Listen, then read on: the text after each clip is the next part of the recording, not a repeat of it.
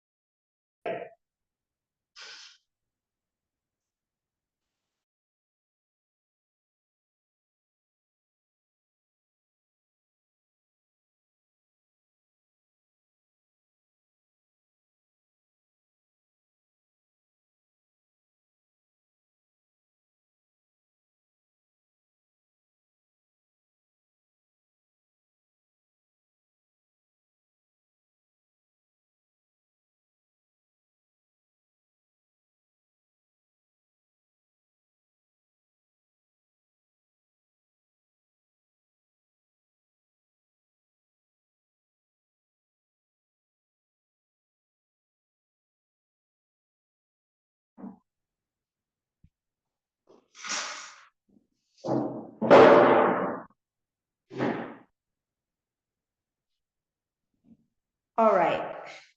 You have your note with you as well. Did you bring the note? You didn't bring the note. What's that? Okay. I think they have the same issue. 5 kilometers away from here, I guess. Okay, then the speed of ions. Yeah, you can watch whatever you want.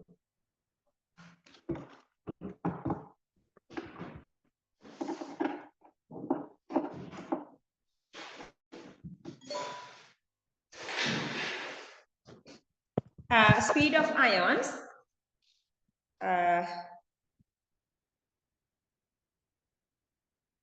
Current is carried out by these ions in the electrolyte.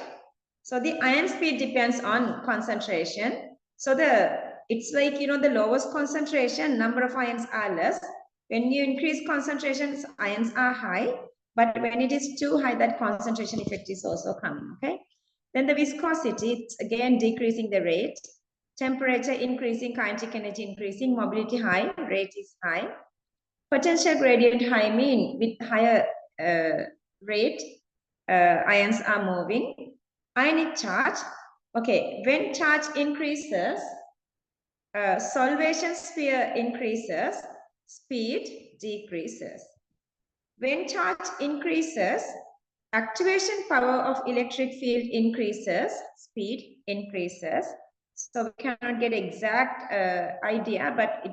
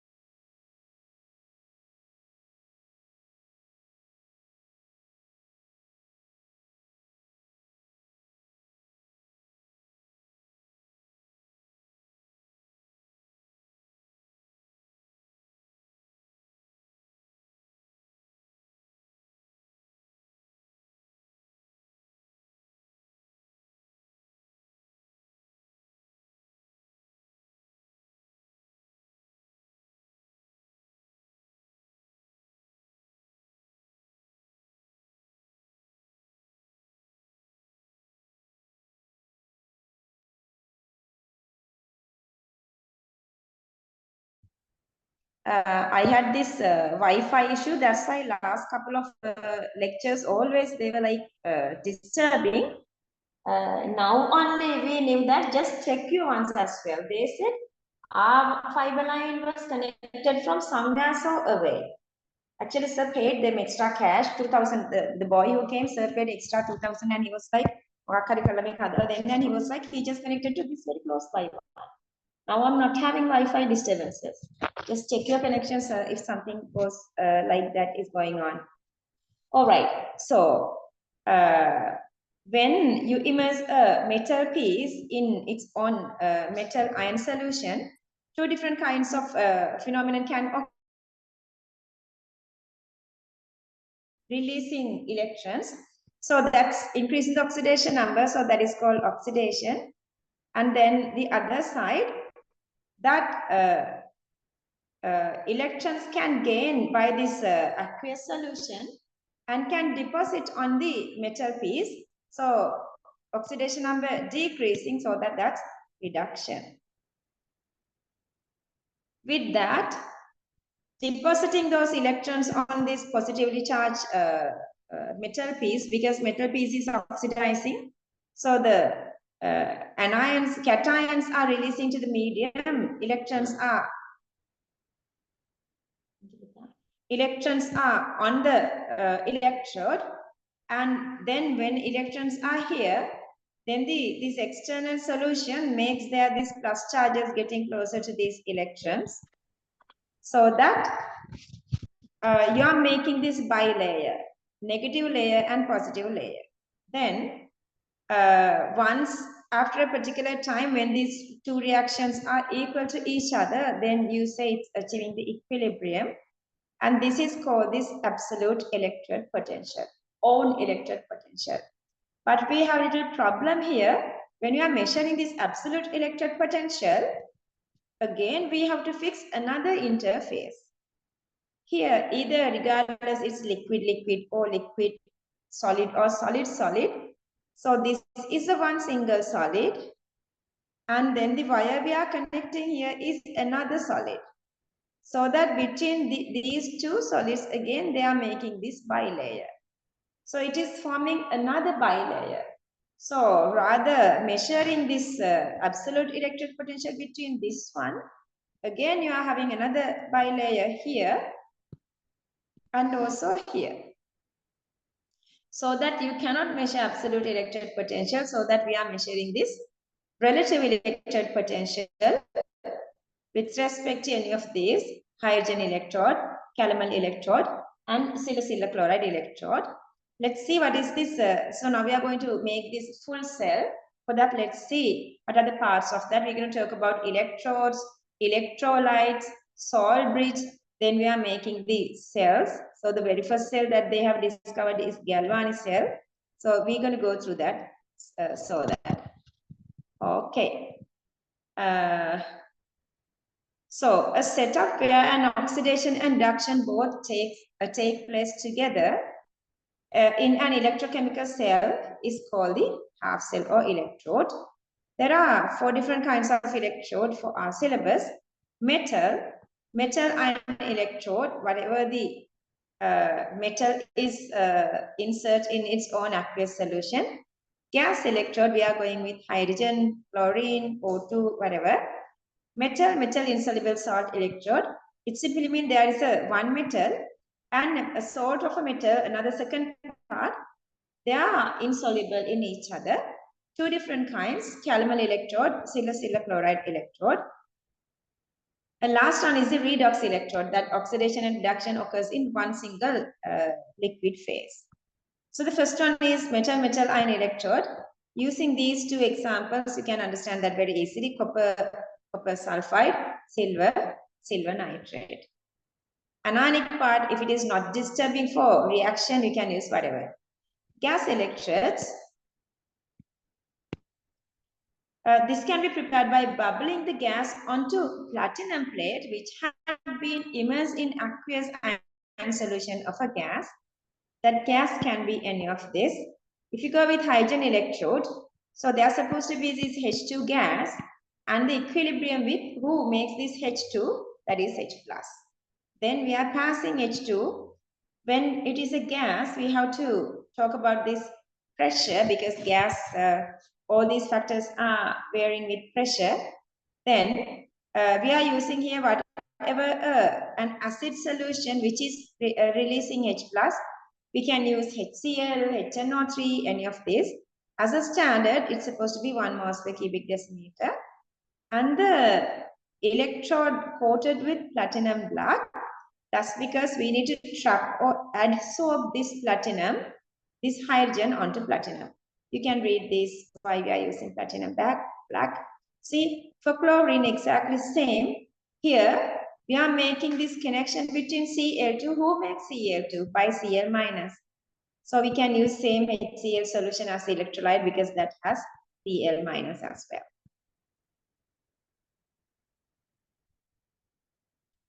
Metal insoluble salt.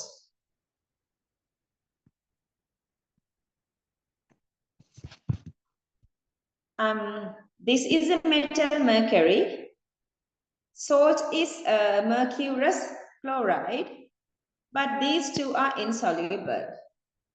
If they keep in contact, here mercury I am putting here, then this blue part is calomel paste or mercurous chloride. Then the reaction occurs in between these 2.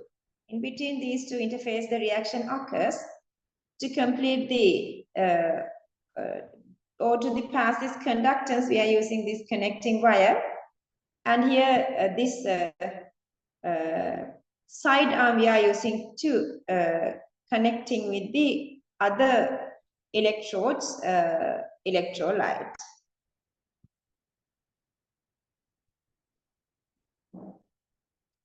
Advantages of calomel electrodes, just read, you can understand.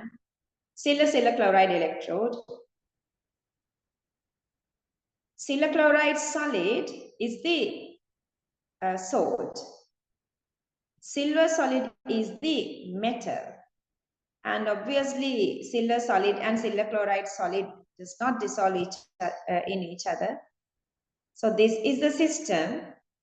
So here we are using the middle part is the silver wire, and it's coated with this silver chloride. This part is a silver chloride. To complete the circuit, we are using this, whatever this silver still we can use.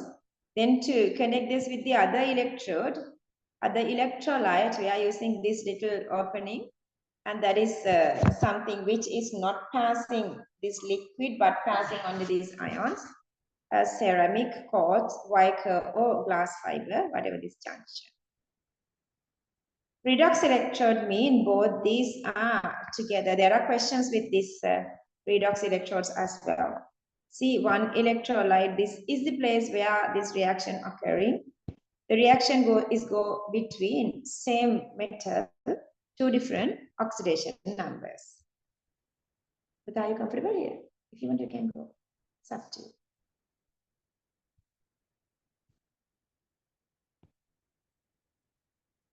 What is the meaning of standard? Physical chemistry all having that standard.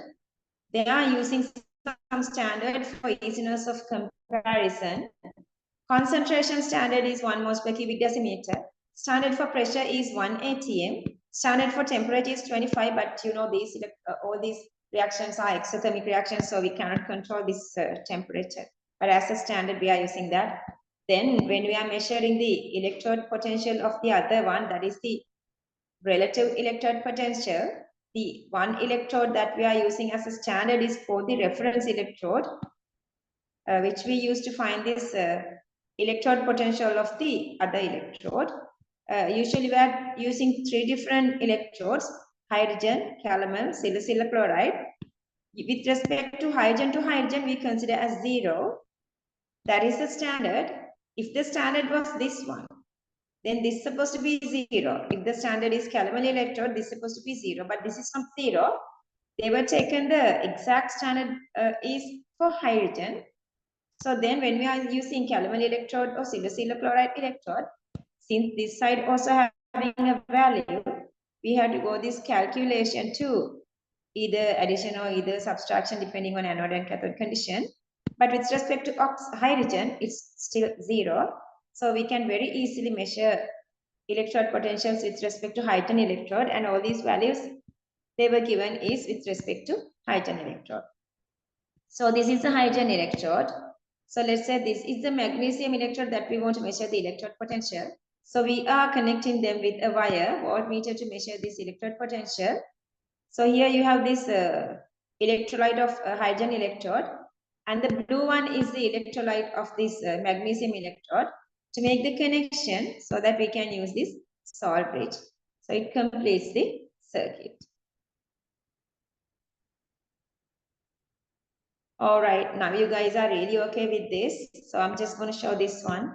When you are measuring with respect to hydrogen, there are 2 different values, negative value and positive value.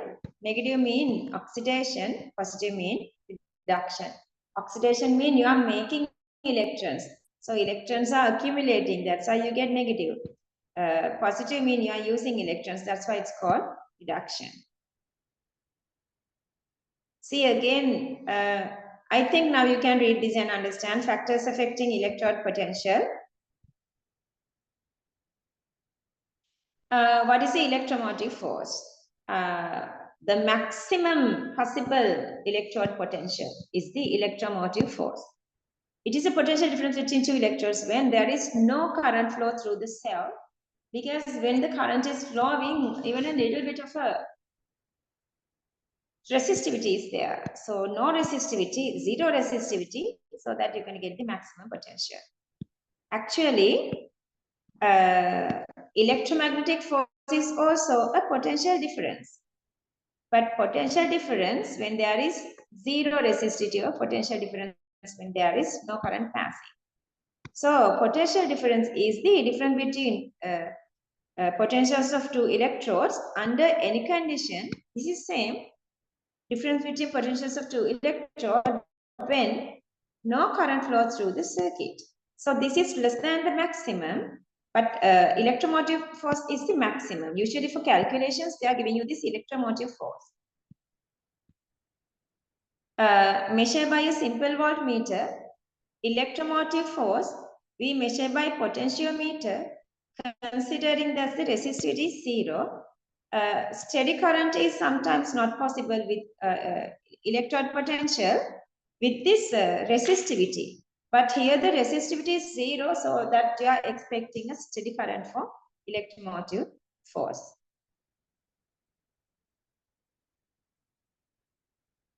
Okay, if the galvanic cell is arranging in a standard way, right hand side minus left hand side gives the E naught cell. But easiest way is to E naught cathode minus E naught anode, and now we have the full knowledge how to find this E naught cathode minus E naught anode.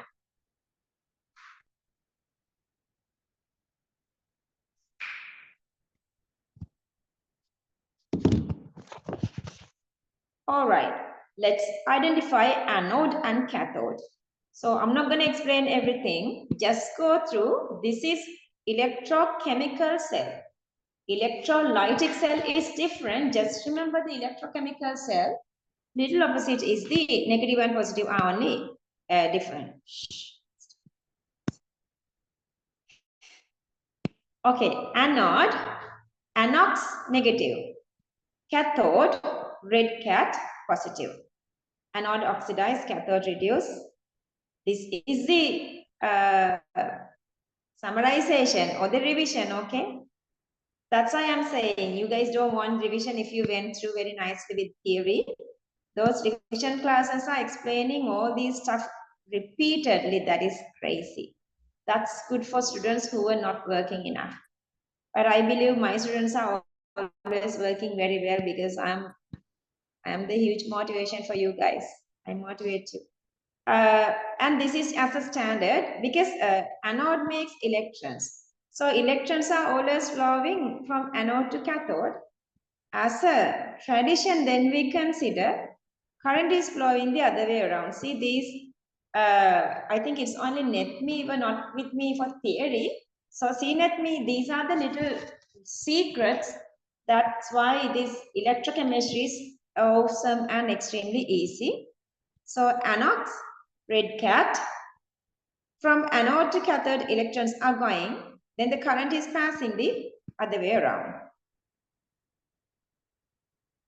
And to find whether this reaction is spontaneous, we have this delta G naught equals minus NF E naught cell. Given this equation, they said this is out of syllabus, but given the equation, so let's go with this. So that n number of electrons participate for redox. Let's say silver is 1, copper is 2, and so on.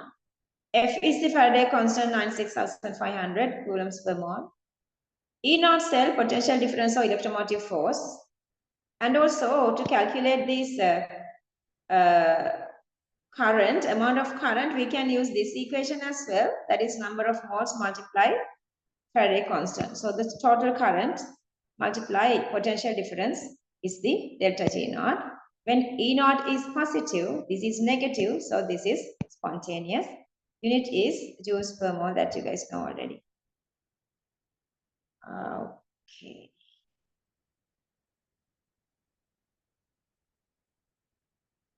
Sawbridge.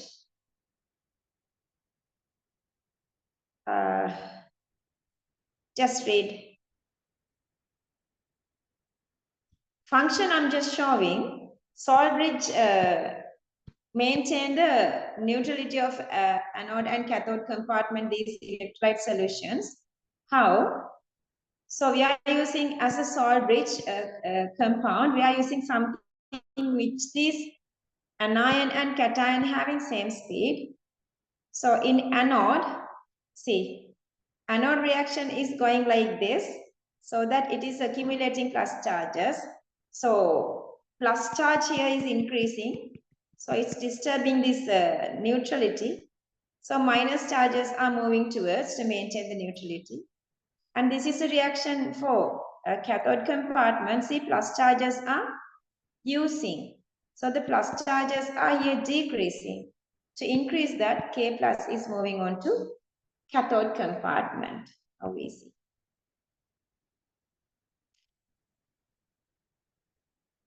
And reading the note, I'm not going to go through that. Alternatives, you can use the porous partition. Or there are this kind of situations that there is no, the one of another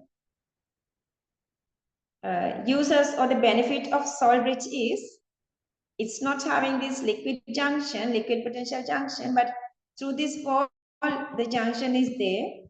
But if you go with this common electrolyte, see one electrolyte for both these anode and cathode, such as when you are using hydrogen electrode and silver chloride electrode, hydrogen electrode needs H plus, silver chloride needs Cl minus. So we can go with common HCl aqueous, so there is no liquid potential. IUPAC notation.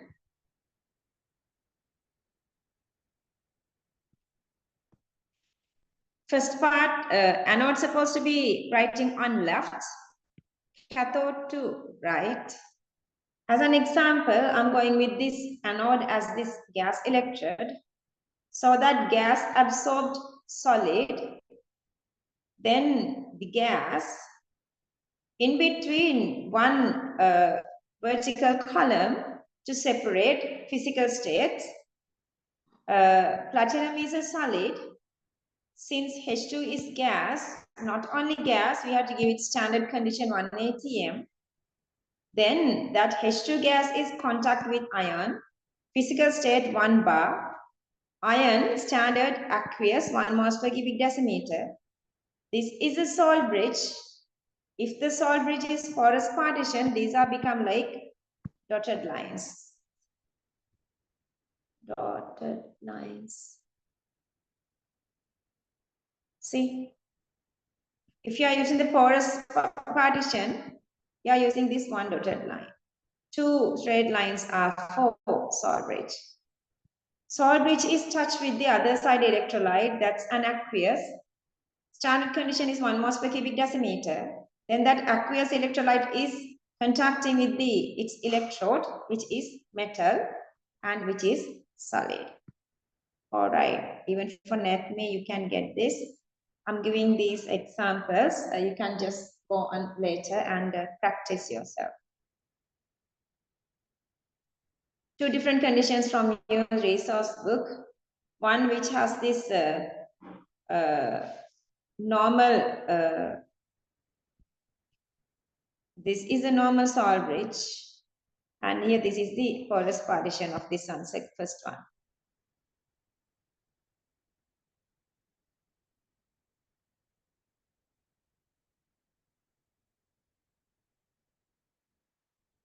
Electrochemical series, if you arrange this electrode potentials from highest negative to highest positive,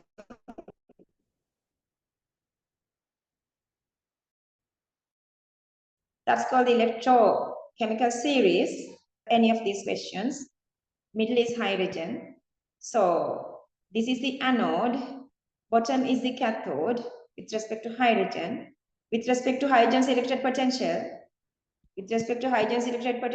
anode is negative and cathode is positive. In anode, oxidation. In cathode, it's reduction.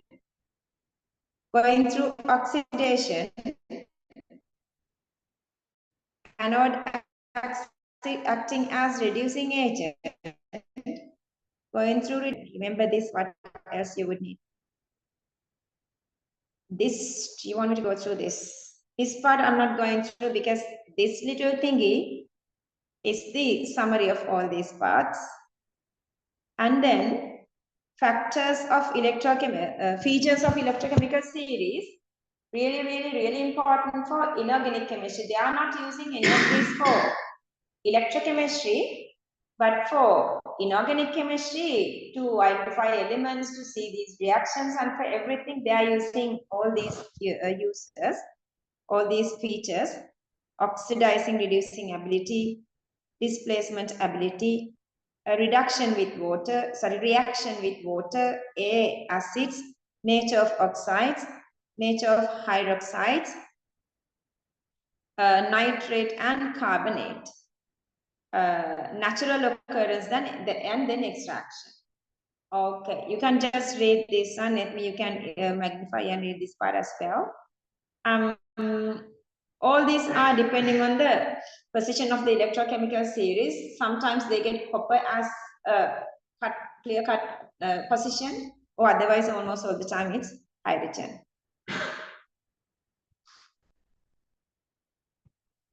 This page, you guys just read and understand this one, okay? Extra knowledge. See how much extra knowledge I've given.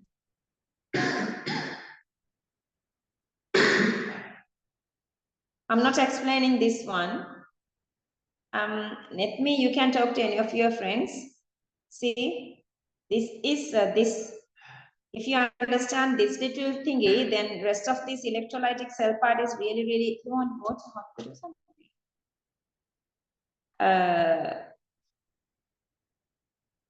If you forget this whole part, if we join this electrode with this electrode, so this middle thingy is the electrochemical cell, but it's not connecting like that. Now it is connecting this electrode to another electrode, this electrode to another electrode. So this is giving electrons away. Taken electrons in become the cathode, reduction. So this is giving electrons away, acting as the oxidation part, anode. So here the anode is negative, here the cathode is negative. Cathode is positive, anode is positive, but still anode, oxidation, cathode, reduction.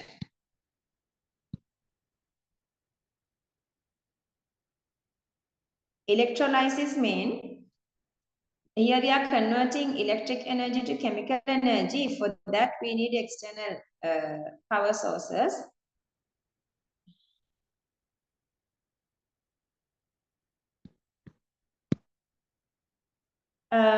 Factors affecting products, type of electrolyte, electrode, electrolyte, concentration, applied potential.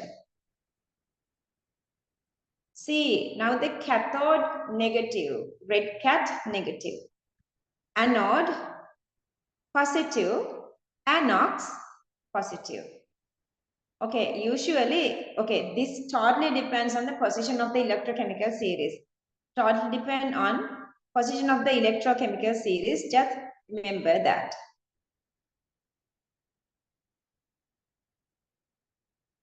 See, predictions of products. How do we predict? To the negative electrode, which is the cathode, all the positive charge ions are going, and in electrochemical series, lowest ion is discharging. And remember, cathode going through reduction.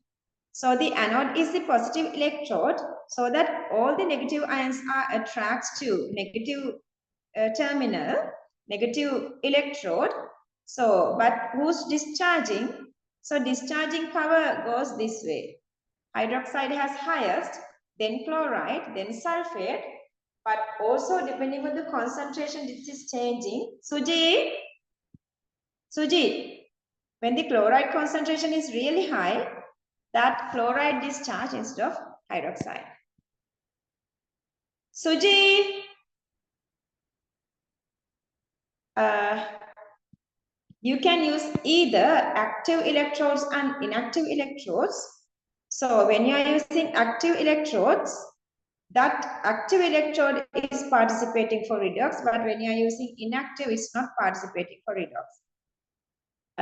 Different solutions we can go through hydrolysis. I don't like that.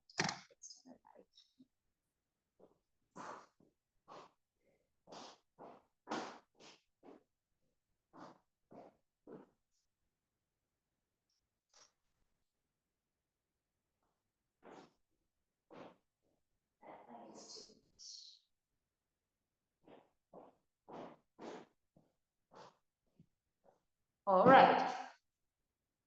Water using carbon electrode. Water using carbon electrode, this electrolysis is very, very weaker. So we have to add little acid to this one. So dill acid electrolysis or water electrolysis still exactly the same. So the cathode is negative. Who gets there? H plus gets there. Anode is positive. OH minus gets there. We can write with the OH minus as well. But in the resource book, they were just using the OH minus releasing H plus back. OH minus is oxidizing here. So the full reaction is this. Copper sulfate copper. Copper is then active electrode. So then both copper participating for oxidation and redox. Here we are not counting who's going to anode, who's going to cathode. We are just considering cathode is going through reduction, that's again copper. Anode goes to oxidation, that's still copper because copper is active metal. See, this, I'm taking this copper sulfate with carbon electrode, then we have to go with this consideration of who's going to cathode, who's going to anode. So copper sulfate, copper 2 plus plus, sulfate minus, water, H plus plus, OH minus. So that copper plus and H plus going to the cathode, OH minus and SO4 minus going to the anode. But the discharge ability of the cathode is reduction. So the discharge ability of copper become high. Down one is always the one which is going through reduction.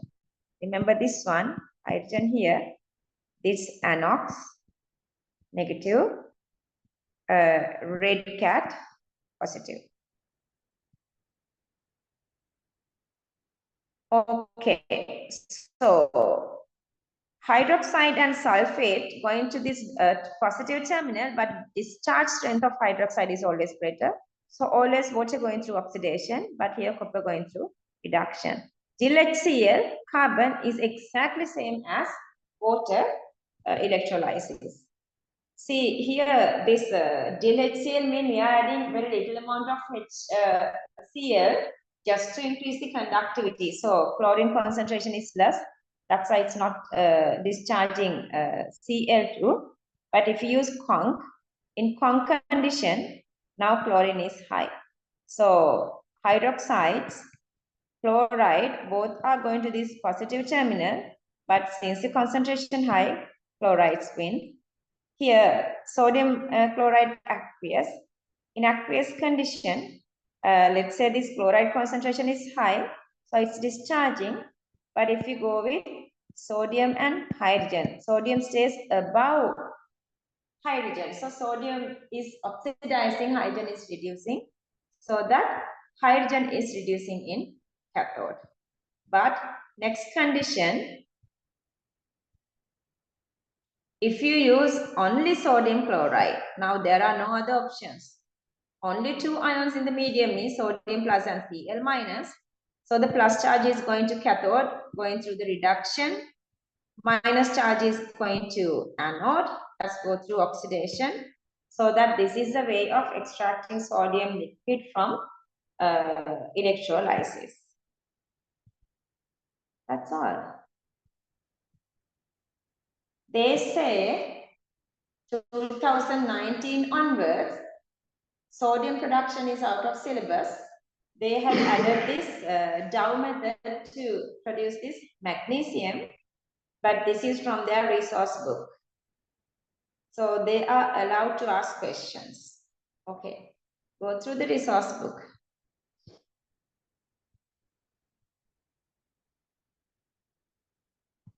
Let me, do you want me to go through slowly here? You can do these questions.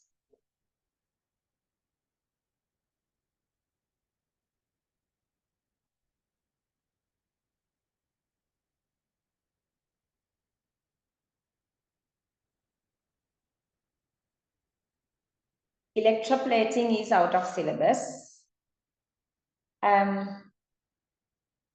But they want us to touch the surface. When you are using, because we did a couple of questions for equilibrium as well, but now we have the idea. If you are going with the normal electrolysis, whatever this deposited, whatever the metal on cathode can detach very easily.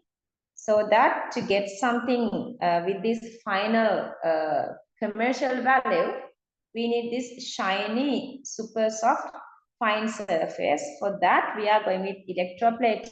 In electroplating, we are using these conditions to control this plating rate. Anyway, we have drawn exactly this one for see one of these questions. So for electroplating, we are always fixing whatever this which were supposed to plate the substance onto this cathode. On cathode, it's depositing. Faraday's first law and second law is important because there are a lot of questions coming from this part. The amount of chemical reaction which occurs at the electrode, or the mass of element discharged at the electrode, is directly proportional to electricity or charge passing through. Current is proportional to mass, but we know Q equals IT, so that I can write M proportional to IT. Remove the proportionate sign by adding electrochemical equivalence, so that we can write M equals EIT. M is supposed to come with the unit of mass. M is the mass of element discharged. Q is the amount of electricity charge. We can count Q as N into F. N is number of moles, usually of electrons. Then F is the Faraday constant. Current I, measured by ampere. Time taken usually go with seconds. Electrochemical equivalence, unit is grams per coulomb. What is that? This is the electrochemical equivalence that some of you have forgotten this. What is E? Molar mass of whatever this ion participating for this redox. This is the valency of the ion, and F is the Faraday constant. So molar mass grams per mole. Valency, no unit. Faraday constant coulombs per mole. Cancelling off, unit become grams per coulomb. These questions we did at the class just to make sure that you understand these small principles.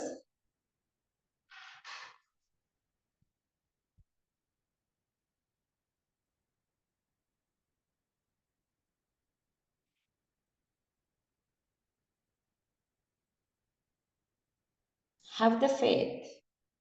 We did everything. We have the full knowledge. We did all the possibilities. Okay, Faraday's second law. Mass ratio of element. Mass ratio of elements that discharge at each electrode. That discharge at each electrode when same current is passed through different solutions is equal to ratio of chemical equivalence. Not electrochemical equivalence, here chemical equivalence. Chemical equivalence or equivalence rate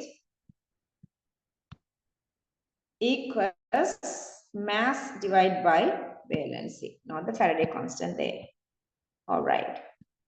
So earlier from the Faraday first law, we got that M equals EIT, but E equals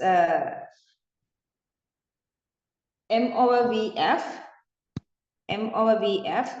So I'm writing that so that M equals MIT over VF. So for two different masses, two different compounds, that compound smaller mass, valency, mass. Let's say we are passing same current, same time, Faraday constant is constant. Second compound, mass of B, smaller mass of B, valency of B. If we divide 1 by 1, we are coming with MA over MB equals MA over VA divided by MB over VB. But M over V is this chemical equivalence. So the symbol is Z, M over V equals to Z. So that chemical equivalence equals fraction equals mass fraction.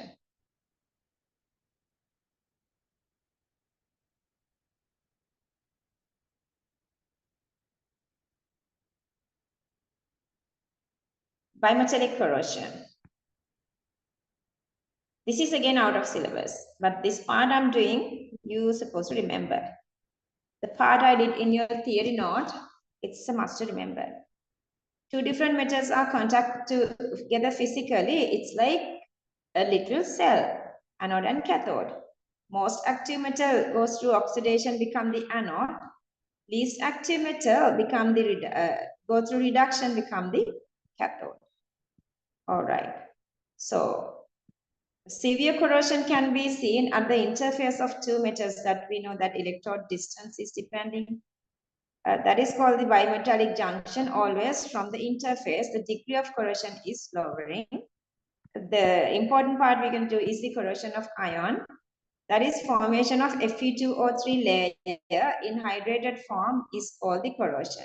Even though the oxide layer is formed at the surface initially, the process will continue until whole metal undergo corrosion. As an example, that aluminium makes aluminium oxide acting as this protective layer, but iron doesn't have such condition. When you're adding, when reaction goes with iron, that formed part is detaching from the surface. Okay, iron can oxidize to Fe2 plus, and that in basic medium making this ferrous hydroxide or in redox reactions, and that again oxidized to make this ferric hydroxide, and adding with water, this is the rust. Fe2O3 NH2O is the rust. Is that all? Finish. Anything you want me to go through? So I'm giving this little push. Then you guys can read the note and understand it very easily. In the meantime, when you are doing questions, you guys are going to be really, really all right. This is the last unit. I hope we would finish this soon. I am busy, but still I want to make this plan for you guys for this rest of the time, how many papers we can do. If you are either okay, then we can do like 2 papers per week. If I can go with like, if we can go with like 20 pages, 20 papers together, so it's really, really beneficial. Moving on to 13.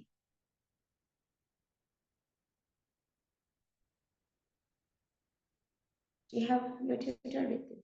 With that, could you be able to submit everything to all those friends?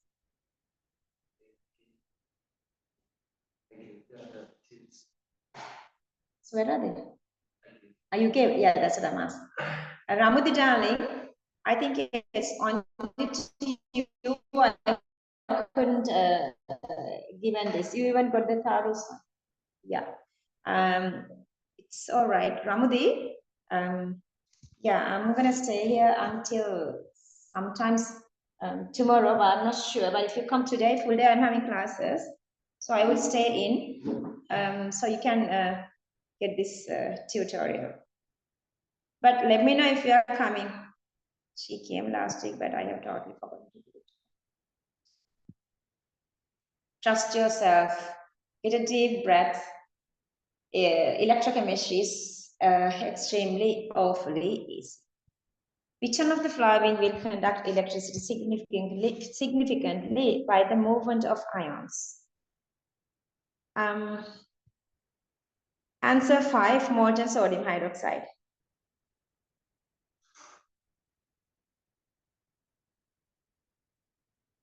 Copper is a metal through mobile electrons.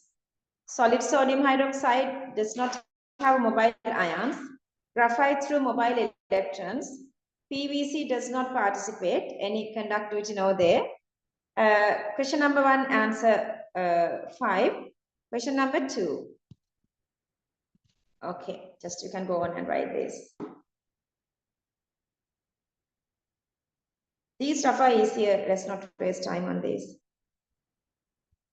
Moving on to question number 2. If I feel like something is there to think, then I'll let you guys to write. Addition of a few drops of H2SO4 increase the electrical conductance of water. Yeah, dramatically it's very high. Because in water, it has 10 to the power minus 7 moles per cubic decimeter. That's really, really low. Electrical conductivity of pure water is very low. That's 1 to 2 microsiemens per cubic centimeter. But ionic speed of H plus is very high, 2.05 millimeter per minute. Therefore, electrical conductivity increases dramatically. H2SO4 acid increases the dissociation of water molecules. See what happened?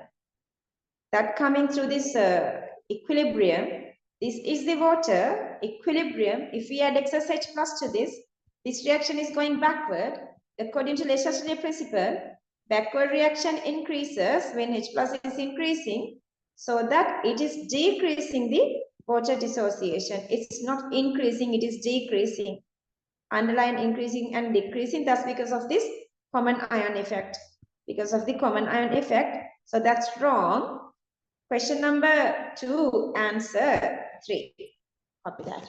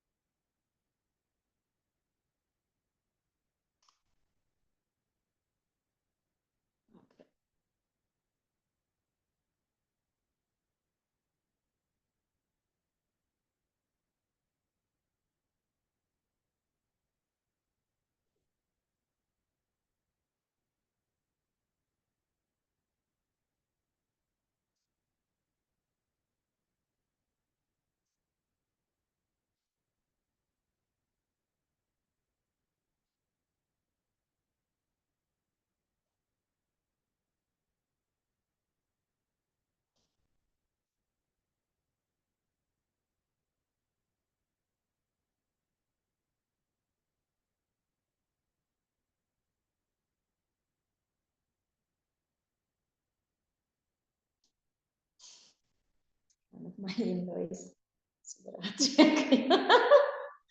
Oh, she has said. I think she is too old. Consider the following system.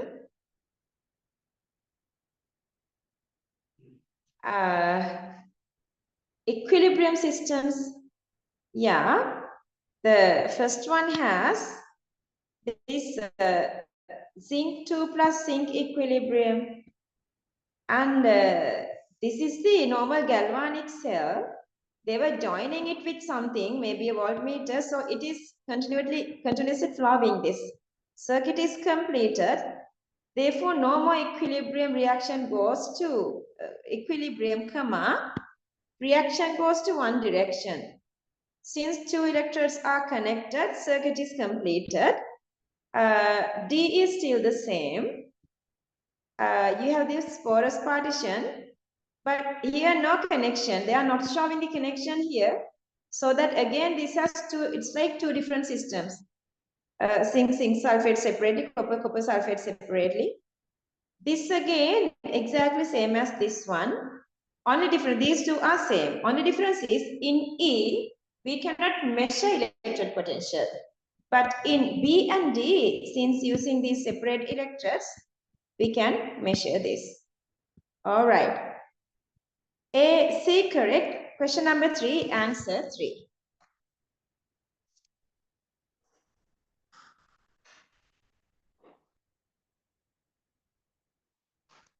Copy that down. BD circuit complete. BD to BD, let's write circuit is completed. No more equilibrium.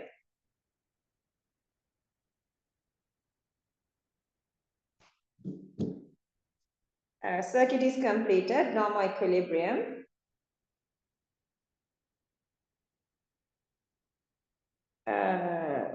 Reaction goes to one direction. Reaction goes to one direction. Since two electrodes are connected, circuit is completed. Same thing. So E is still the same. See, E has this redox reaction continuously going through one direction. E still the same.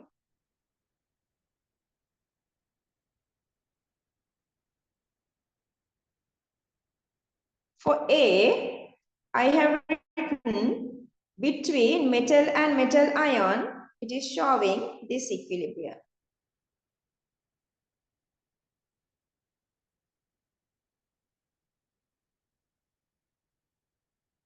Between metal and metal ion, zinc solid, equilibrium, zinc 2 plus aqueous plus 2 electrons.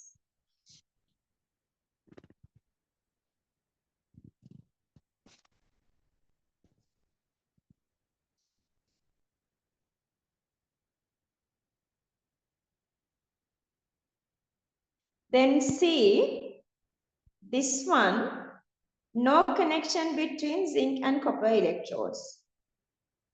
No connection between zinc and copper electrodes acts as two separate systems. Acts as two separate systems. Acts as two separate systems. Zinc solid, zinc 2 plus plus 2 electrons. Copper solid, copper 2 plus plus 2 electrons. Zinc solid, zinc 2 plus plus 2 electrons. Copper solid, copper 2 plus plus 2 electrons.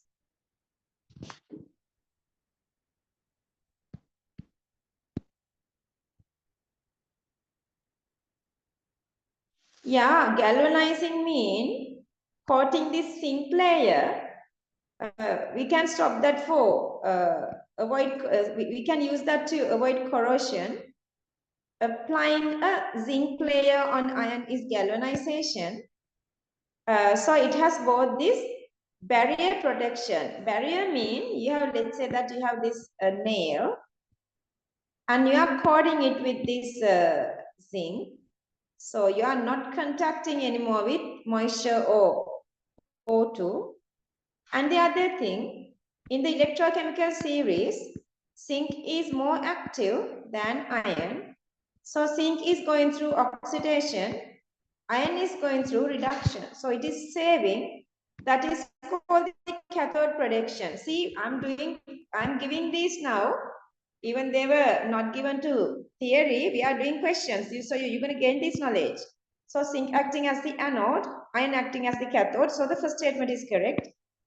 Galvanizing can be done by immersing a piece of iron in an aqueous solution of zinc chloride. No. Aqueous means you have water, then you have zinc hydroxide, and that's not possible because let's say that you are coating this nail with this zinc, but let's say in between nail and zinc, iron and zinc, that you have one part is water. So here it's starting to corrode. Okay, so second statement is wrong. Copy this one as well. Question number 4, answer 3.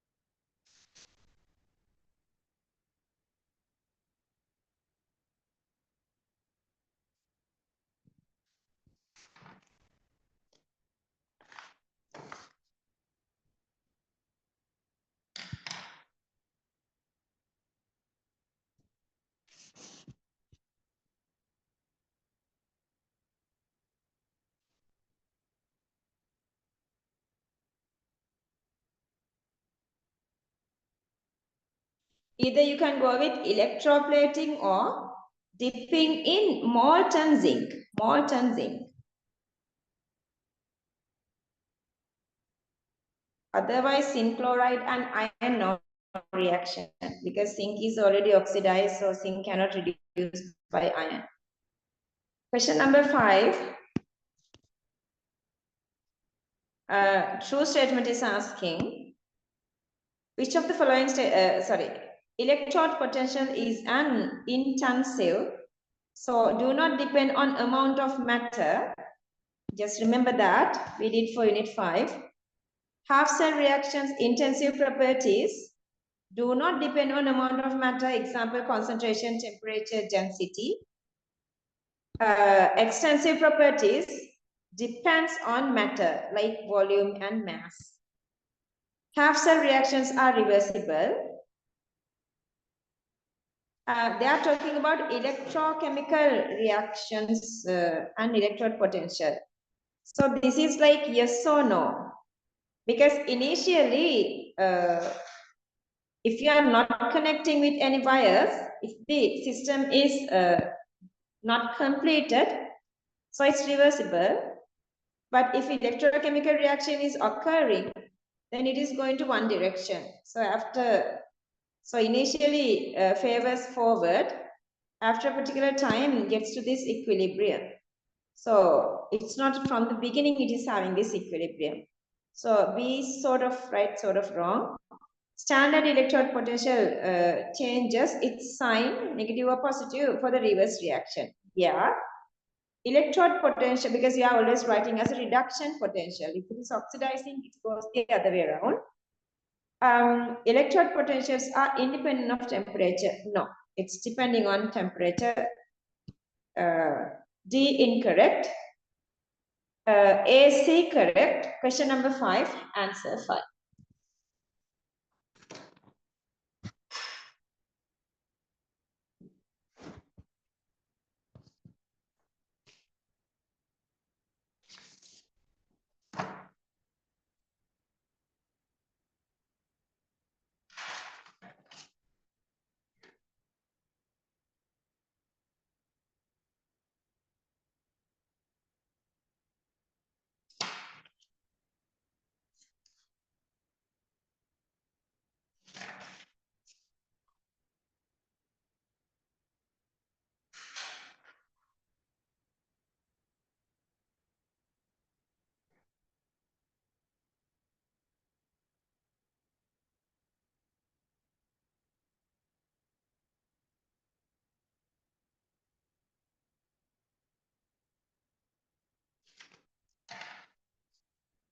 Electrode potential are reactions are just exothermic, right? That reaction is exothermic.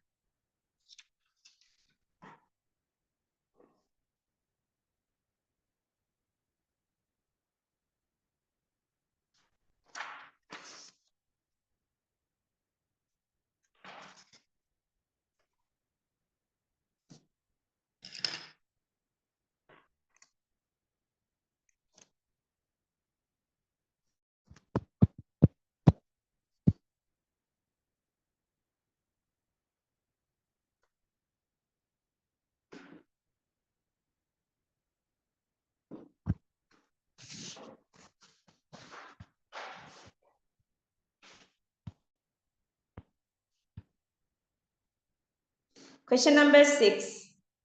Which of the following statements concerning the electrochemical series and electrochemical cells are true?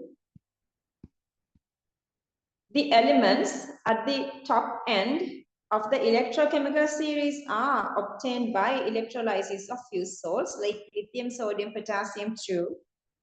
Many elements at the lower end by electrolysis. No. The ions pertaining to the upper end are strong reducing agents. So they release electrons. So they get oxidized, reducing the other species. C, incorrect. Yeah, electrode potential changes with temperature. When temperature increases, potential difference decreasing. Okay, B. You can add one of the example. You can add excess sodium cyanide. You are making the coordinate complexes. You can filter off and separate whatever this compound. Then using active metal, you can separate the metal. We did this for theory. Question number 6, AD, correct answer 4.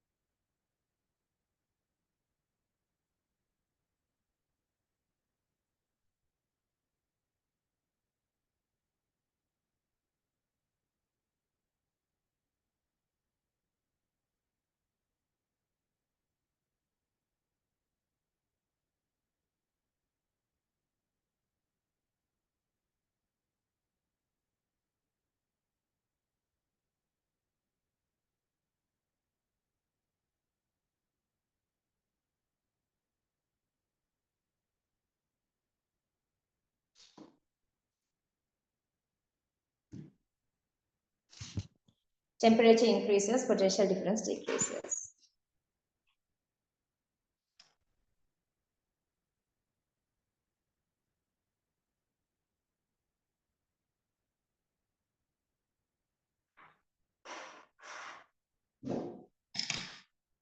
Question number 7. Which of the following statements true? They were given this notation. So, this side is the anode, left side. This is the cathode side.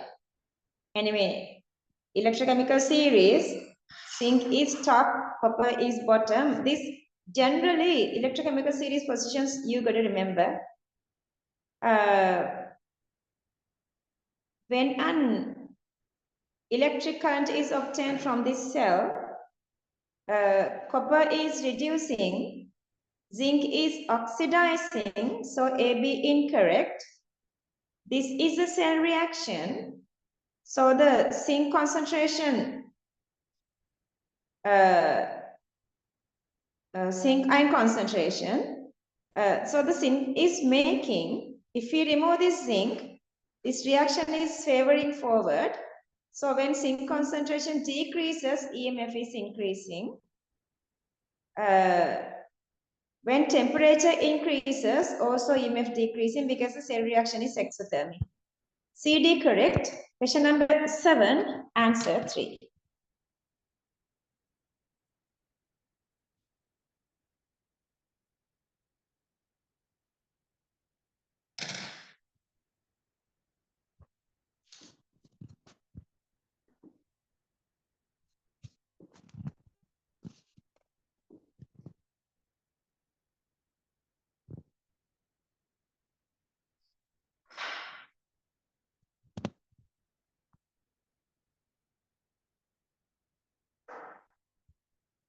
Number 8, I'm going to Pahan speed, okay? Let me know if I'm too speedy. In the meantime, I'm talking. If you guys, I know you guys are like expert now. You do not need my instructions anymore for going through this classified. Since this is the last one, because the last year I didn't do this classified only for Sinhala medium. For whatever the reason, I thought it's very simple. You guys don't want that. So even before the exam or even at the exam, they were not feeling comfortable without electrochemistry. So I decided I would never do that. That's because you guys are improving your confidence level when I'm doing this. That is the only reason. Otherwise, these are easy questions. Cadmium 2 plus left anode, right cathode. So this is the position. Wrong statement asking. Cadmium ion concentration influences, yeah. Cadmium, silver, both. This is the reaction. When the cadmium decreasing, silver increasing, reaction is favoring forward. Reaction is favoring forward so that EMF increasing. In this cell reaction, cadmium solid and silver plus aqueous reacted to unique unequal molar portions. Yeah, 1:2. It's not 1:1 or 2:2. So that's true, unequal. In this reaction, 2:1, not 2:1. It's supposed to be 1:2. See, temperature influences. Temperature increases, EMF decreases. Continuously asking. Question number 8, answer 4.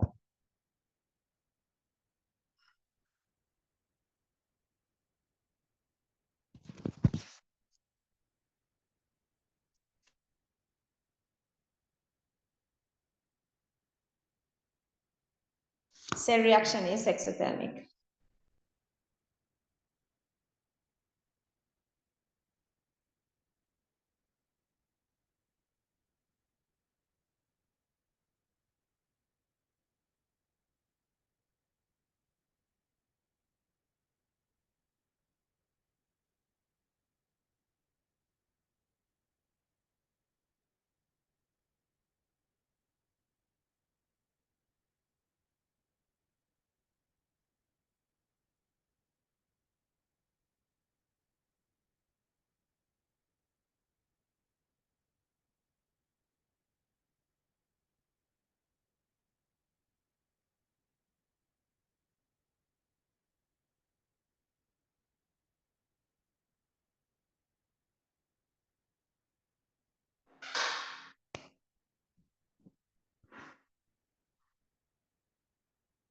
Question number 9.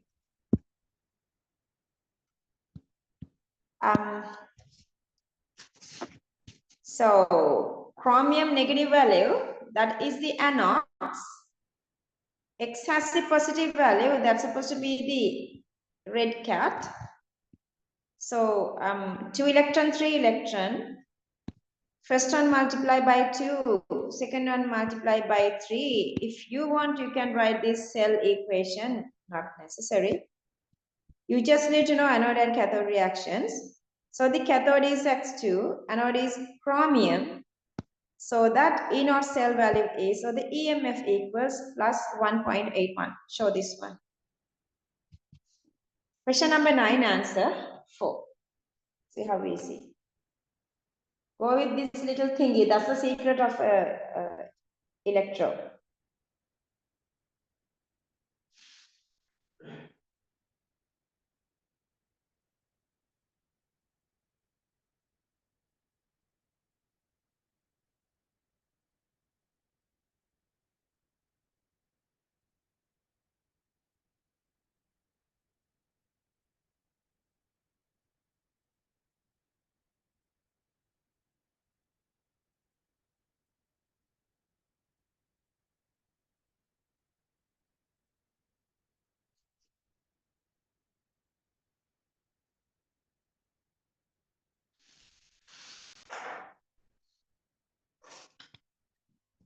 And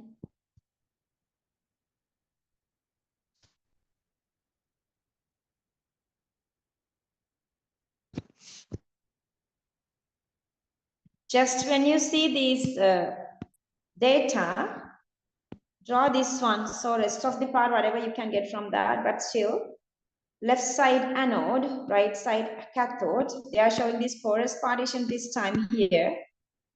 If you want, you can write the full reaction like this. This is a cell reaction. Oxidation occurs on magnesium anode. Heat is liberating, always is exothermic.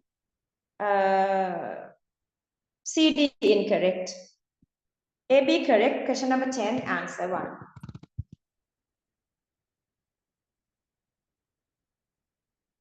Anox, red capped.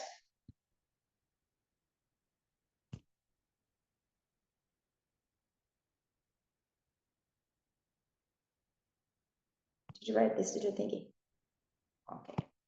Question number 11. Consider following electrochemical cell. Okay, see, zinc and silver, left anode, right cathode. E naught value is also given, how is it? So zinc to silver, electrons are moving. Current is moving the other way around. For your practice, I'm showing this full cell here. If you calculate E naught value equals E naught cathode silver minus E naught anode zinc, so the value is plus 1.56 volts. So A correct. External circuit, electrons flow from zinc to silver, anode to cathode, anode to cathode. So 2 is so that correct. Oxidation takes place in zinc. Yeah, zinc top, zinc anox oxidation. Reduction silver bottom, red cat. When the cell operates, mass of silver electrodes decreases. Silver acting as the cathode, so that it's going like this. Silver is going to make silver solid. So silver deposit on this silver electrode. So its mass is increasing. 11 answer 5.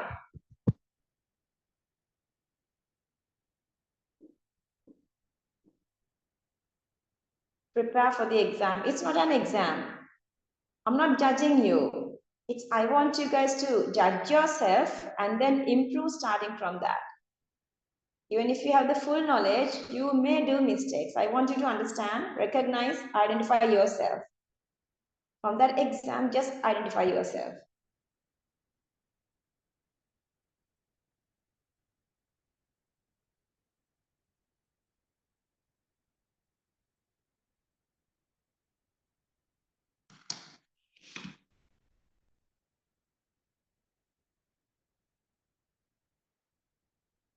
Finish.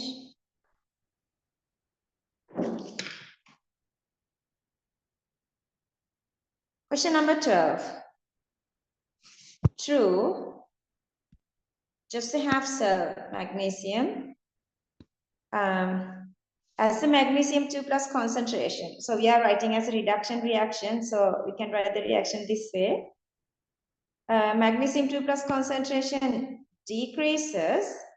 The potential of electrode becomes more and more negative. Magnesium 2 plus decreasing. So to increase that, reaction is going backward. Equilibrium point shifts towards left to increase magnesium 2 plus. Then what happened?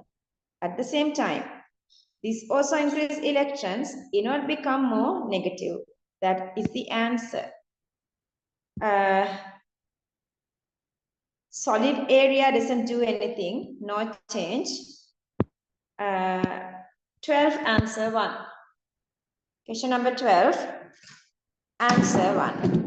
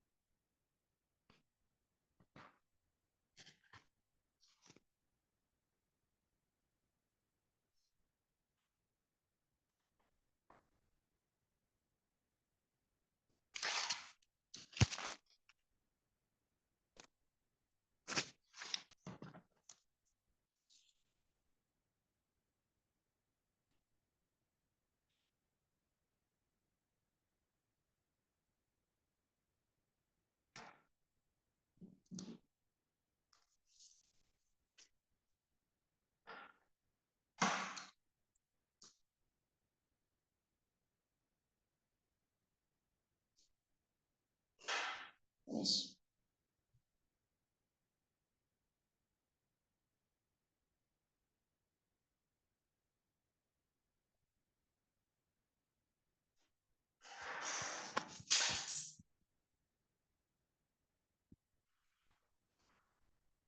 Question number 13.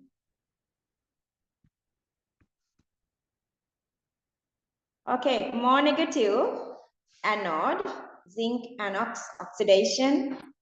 Positive silver cathode reduction. See, they are giving this cell notation as well. Oxidation takes place zinc here. Reduction silver. Anode potential, anode cathode, silver minus anode anode, zinc equals plus 1.56. It's not minus 0.84. In this cell, zinc electrode has a negative electrode charge. Yeah, anode, it's negative. Anode, negative. 13, answer 4.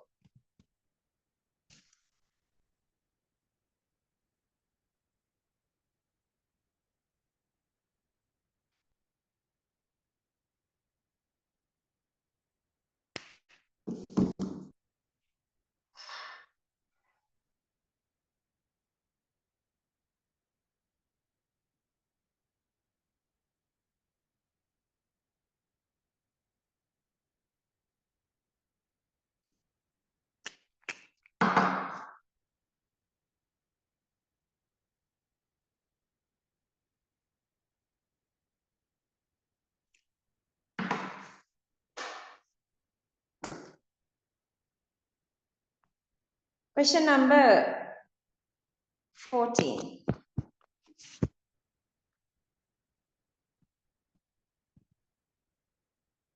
Okay, M, negative value, anode.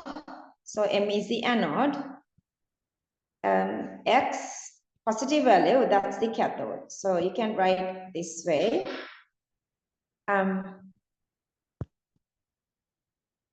True statement asking, M solid bears negative charge. That's because it's the anode. All the others are wrong. If you calculate E naught value, E naught cathode is X, E naught anode is M. It's plus 1.83. And this is also the cell reaction. 14, answer 3.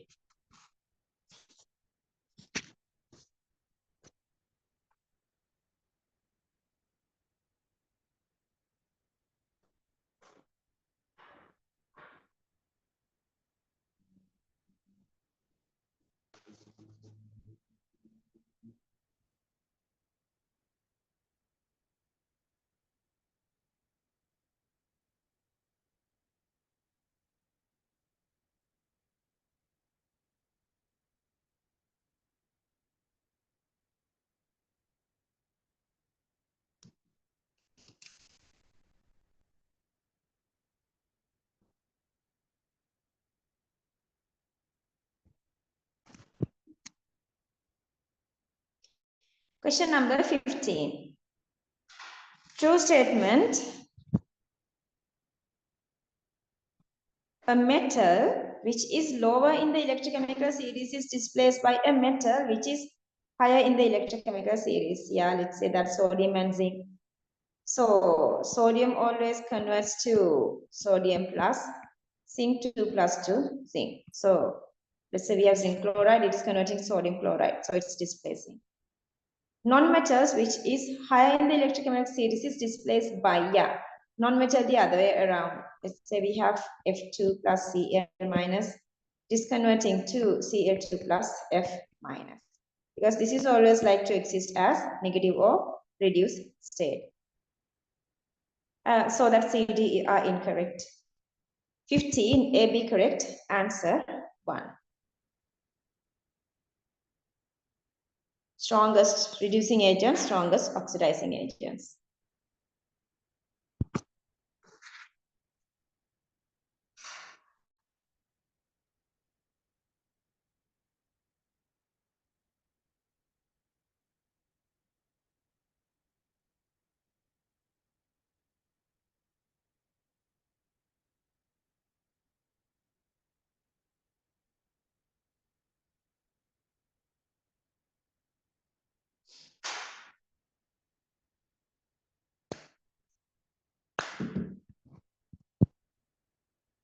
Question number 16. When a pure magnesium ribbon is immersed in diluted solution containing copper sulfate and zinc sulfate,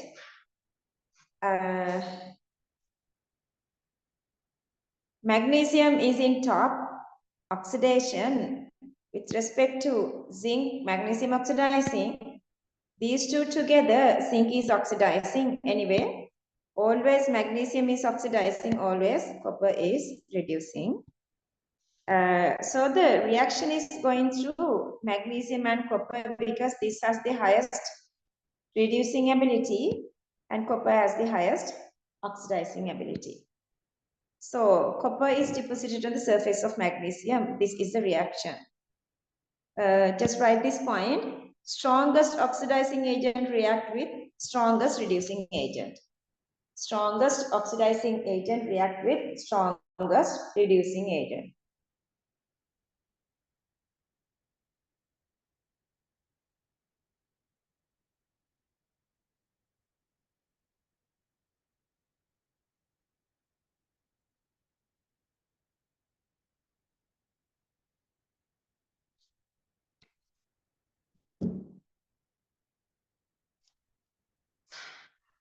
So that is the, show this one as well. And so that this become the cell reaction. So that this is the cell reaction.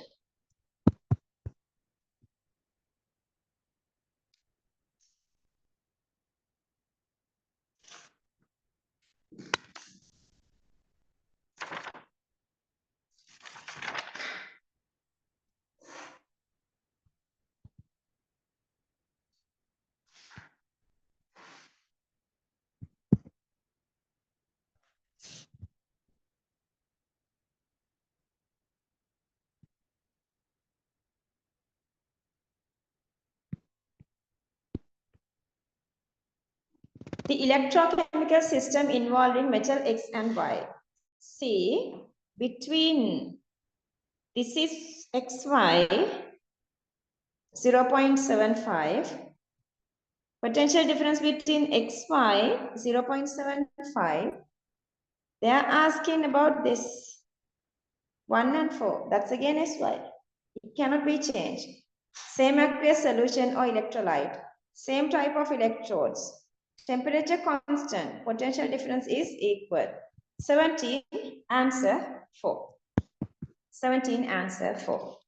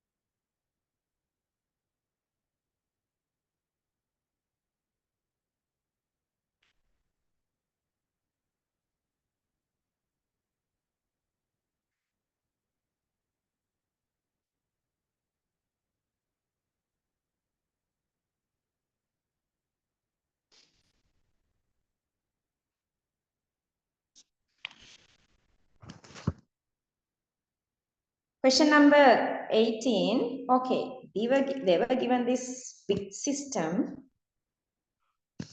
A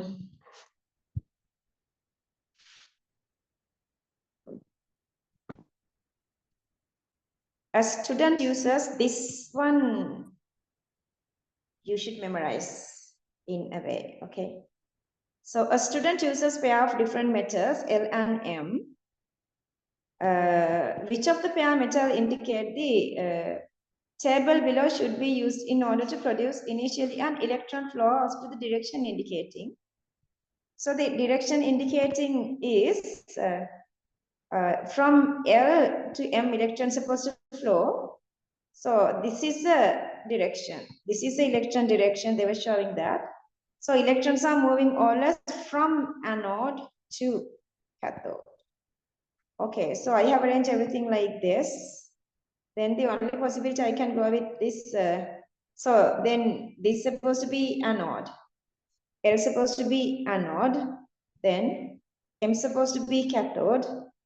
So that the only possibility zinc is in top, tin is in bottom. So that's number 3. In an electrochemical cell, electrons flow always from active metal anode to inactive metal cathode.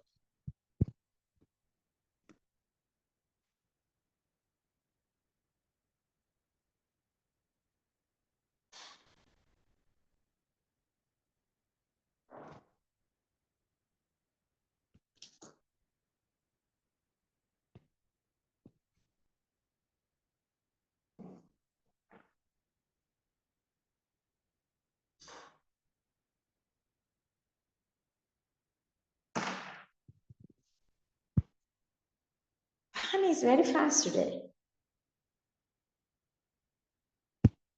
This one again, like a little puzzle, but see, it's not harder. Standard cell. In standard cell, anode is left side, cathode is right side. So in the first one, A anode, B cathode. Second one, C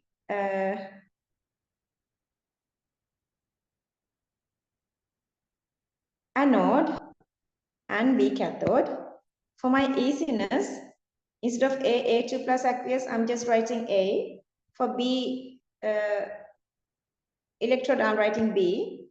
For C electrode, I'm just writing C. So standard cell, so right anode and left cathode. So E naught cell equals E naught cathode minus E naught anode. So the first one, B minus A, cathode, anode. B minus A equals 1.8. Next one, B minus C equals 2.7.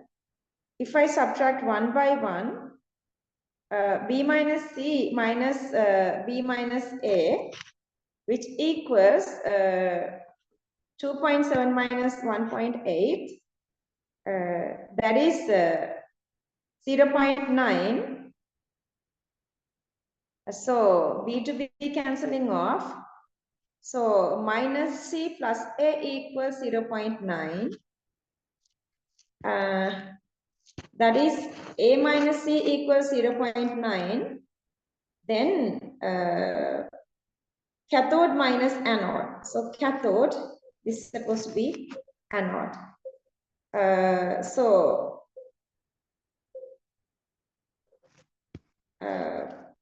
Cathode is supposed to be negative to get this positive value.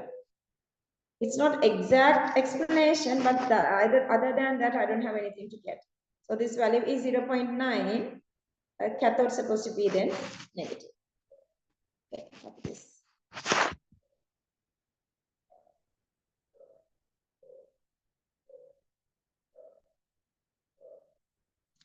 It's not the cathode. C electrode is negative. Okay, C is negative, not the cathode. C is negative. Negative plus negative given positive, or either it's possible also. Let's say that A is greater, so that 0.9 is supposed to be positive. But if A is greater, that cannot be the cathode. Understood? We can go like this because the anode is always more negative than cathode.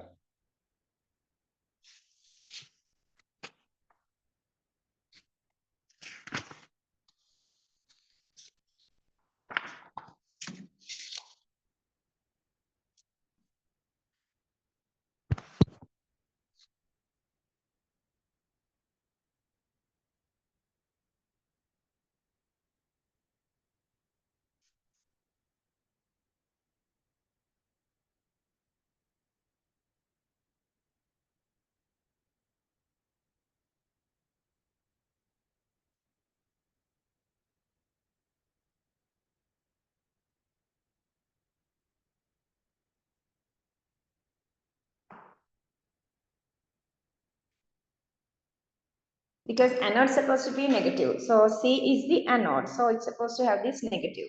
Okay. Yeah.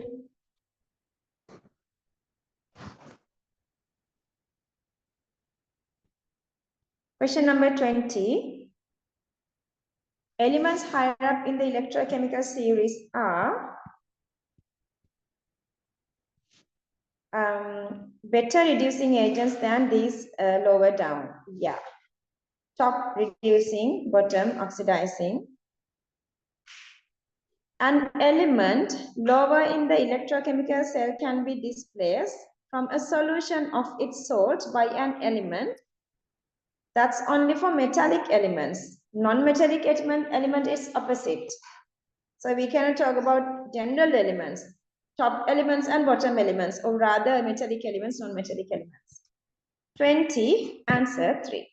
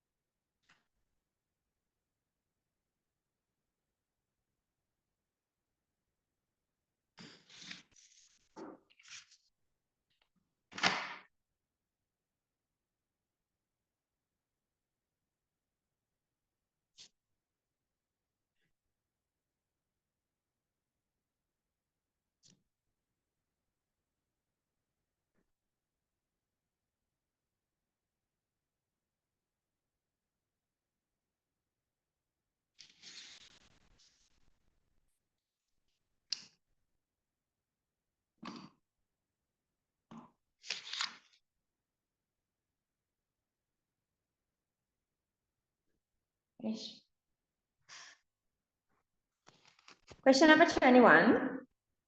A student prepared an electrochemical cell by inserting a copper rod in aqueous copper sulfate solution, a silver rod in aqueous silver nitrate solution, and making this electrical contact between the solution using a salt bridge. Standard notation, answer 5. They're talking about the salt bridge. Sorry, answer 4. Answer 4. Just copy this little thingy.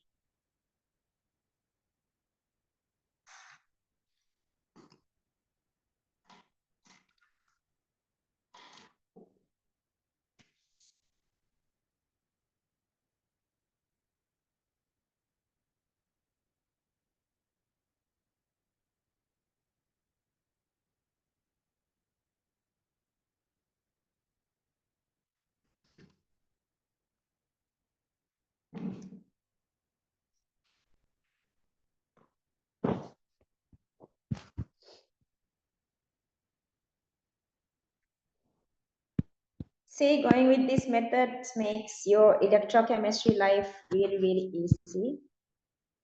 3 standard metals. So they have given these values. Minus, highest minus is this top one. Then the highest plus is this bottom one.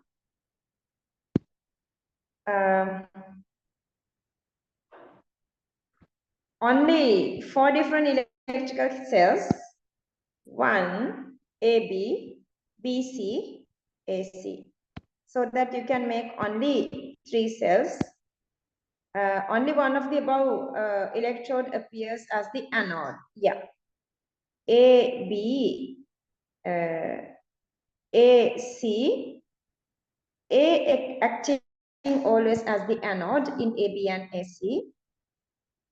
Anode and cathode together, see, if you go with AB, B is the cathode. If you go with BC, B is the anode. No, anode can be possible only for A and B. A and B are anodes. The anode, no, C is not an anode. Okay, 22, BC, correct answer 2.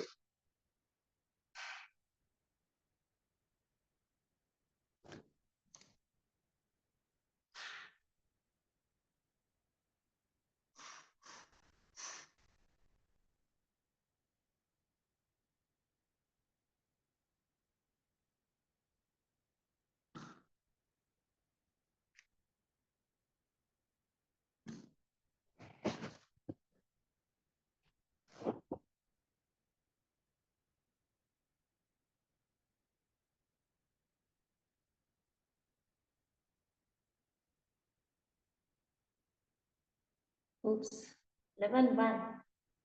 Fahan, you don't want the break?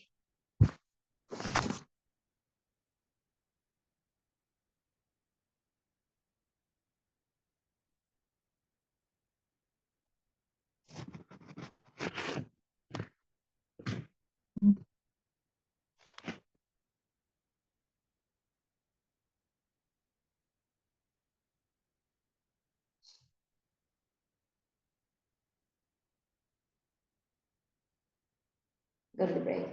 Okay, let's get the break. I'll show this again later.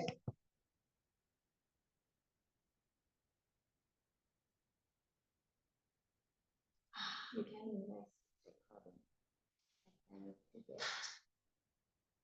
These students are requesting more 24 hours. Do you know Gino? Yeah, he is one of, he is going to Prince, but still he is the top students. And they are requesting me this.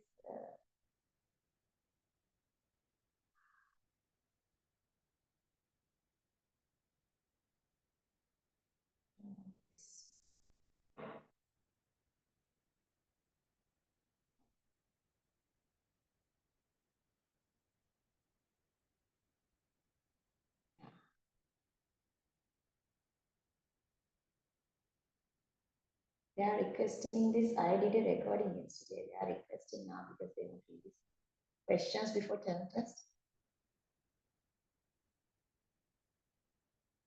It's recorded.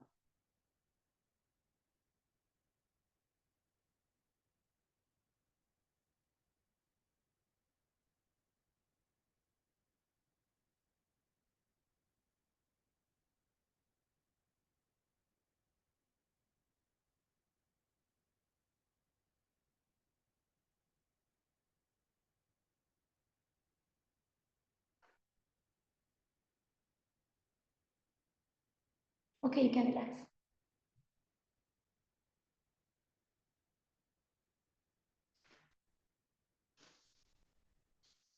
Got anything?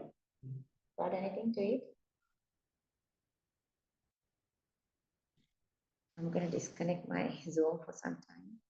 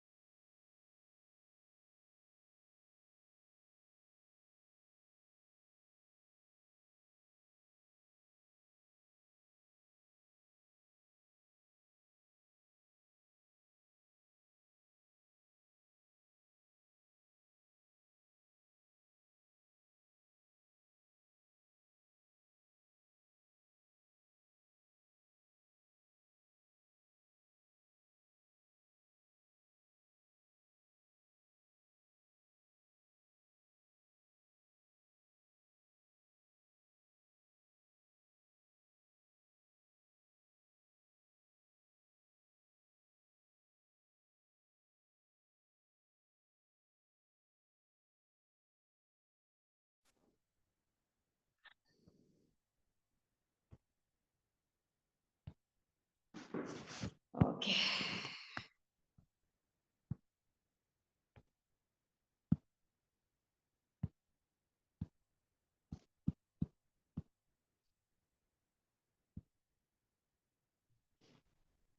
We finished what is the last question we did?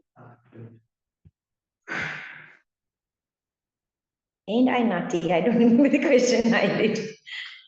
Because a lot of things too. I couldn't get this break, you know.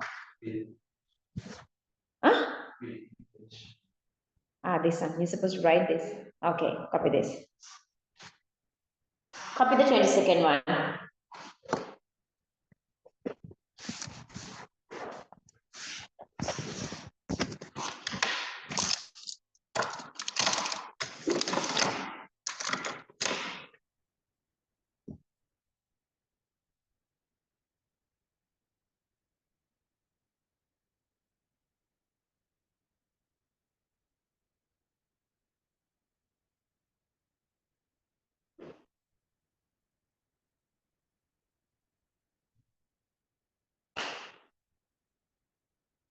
That's me.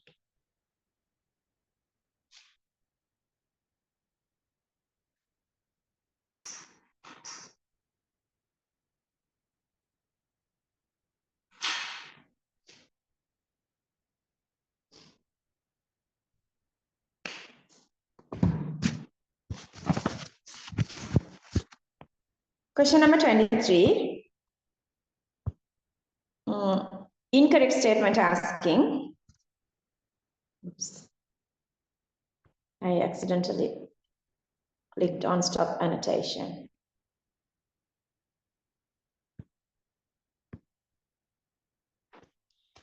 Which one of the following statements incorrect? The element at top of electrochemical series are most reducing. Yes. Zinc will replace aluminium because zinc is in top. Iron. Zinc is in top. Iron is in the bottom. See, you're supposed to have some sort of this general knowledge that we did. You know this cathodic protection. Then we know that zinc is more active than iron. Elements above hydrogen in electrochemical series will liberate H2 from acids here. The oxidation state of an element in a complex can be 0.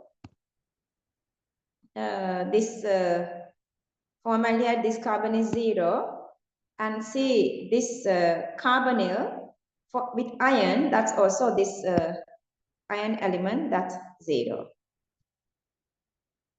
Compound can be 0. This formic acid, carbon is 0. This carbonyl 5 carbonyl compound, this iron oxidation number is also 0. Cl2 will liberate I2 from a solution of KiO3.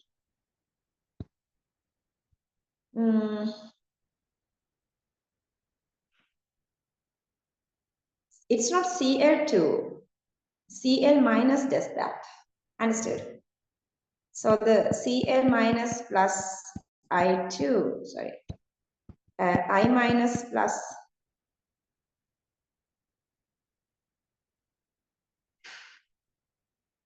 Cl2 was 2, Cl minus plus I2. Okay. Cl minus does this, not Cl2. This is converting to this.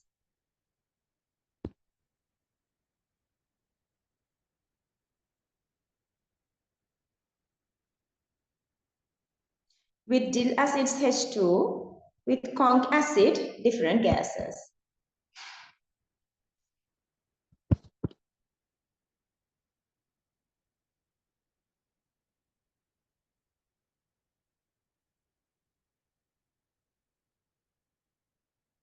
Cl2 will liberate I2. Cl2.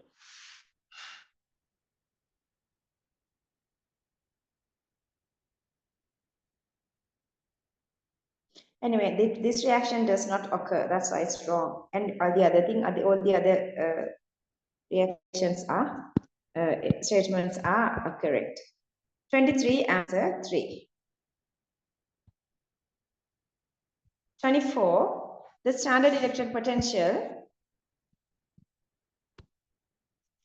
PP plus QQ to these two values are given. So minus value going to top, Q is the anode, P plus value going to be the cathode. Hydrogen is supposed to be in the middle because this is negative and this is positive. Let's say both are negative, so hydrogen stays down. Let's say both are positive, so that hydrogen stays up.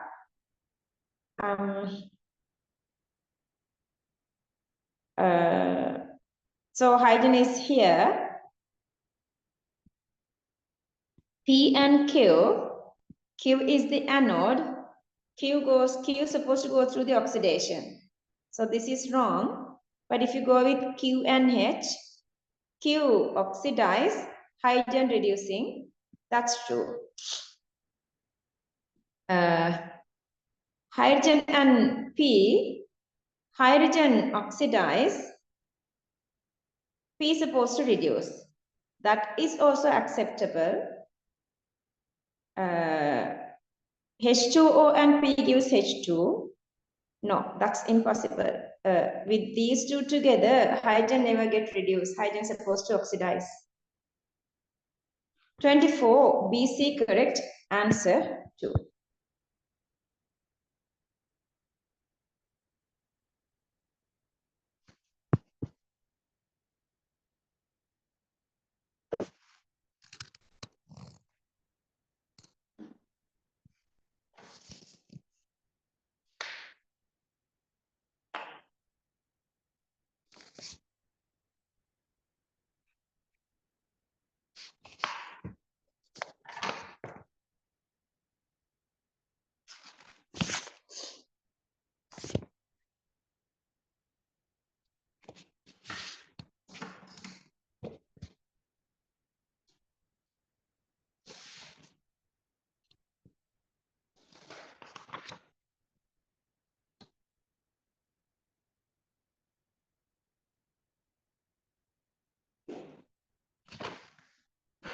Finish. Question number 25. May consider as a standard hydrogen electrode. HCl, first one is okay. Acetic is weak, not okay. H2SO4 gives more than 1 H plus per 1 moles per cubic decimeter. Nitric gives 1 H plus. So A, D correct. 25 answer 4.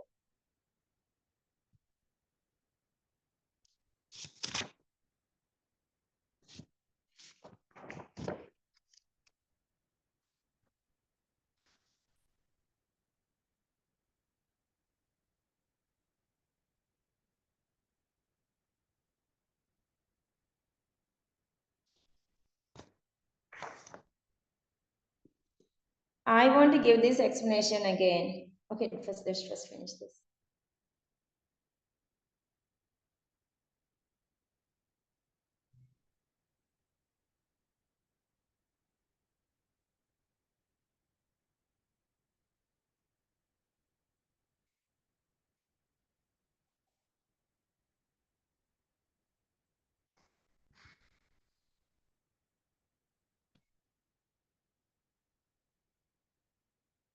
So here, question number 23. Incorrect answer is the third one. If you talk about this Cl2 and I2, both are good reducing oxidizing agents, but if you go with Cl2 and KiO3, there is no reaction between them. We didn't do any of these reactions, and Cl2 can oxidize any of these, while chlorine is going to Cl minus. So the other one supposed to be go through oxidation, but here oxidation number of iodine is +5. It's in sort of a higher state. So if it is in -1, that's possible that I minus is oxidizing to I2, but going from +5 to further is not that possible. That's why this third one is not possible. That's why 23 third one became the answer. I don't like to go with this partial expression. That's not my type. Question number 26. The standard electric potential of, so they are given two values, -75 minus 1, sorry, minus 0.75 and minus 1.0. So A and B, so this is greater negative value. So B is supposed to be in the top, A is supposed to be in the bottom. So B is the anode, A is the cathode. Electrons are going from anode to cathode. Current is going from cathode to anode.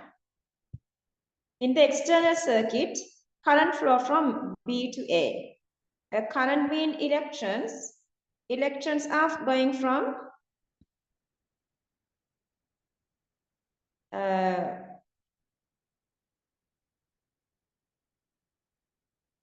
B to A. Current supposed to go from A to B. Electrons are going from B to A. If it is electron, if the current flow is electron, this is correct. But they are asking the current flow. But current flow is supposed to go from A to B. That's wrong. That is the answer, so that anions move towards the B 2 plus B electrode. That's possible from the salt bridge. So this is the B electrode is the anode. So it is converting B to B2 minus 2 plus B2 plus. From salt bridge to make the compartment for charge balancing, that's possible. The A2 plus aqueous A electrode is the cathode. A is the cathode. Mass of metal B decrease. Yeah, B is the anode, it's oxidizing. See, it is oxidizing. Oxidation occurs at B, that's again true. See, B is increasing when the reaction occurs. So this anode compartment plus charges are increasing. So that minus charge is supposed to move there. So that's correct. 26, 1 is the wrong one. Wrong one is the first one.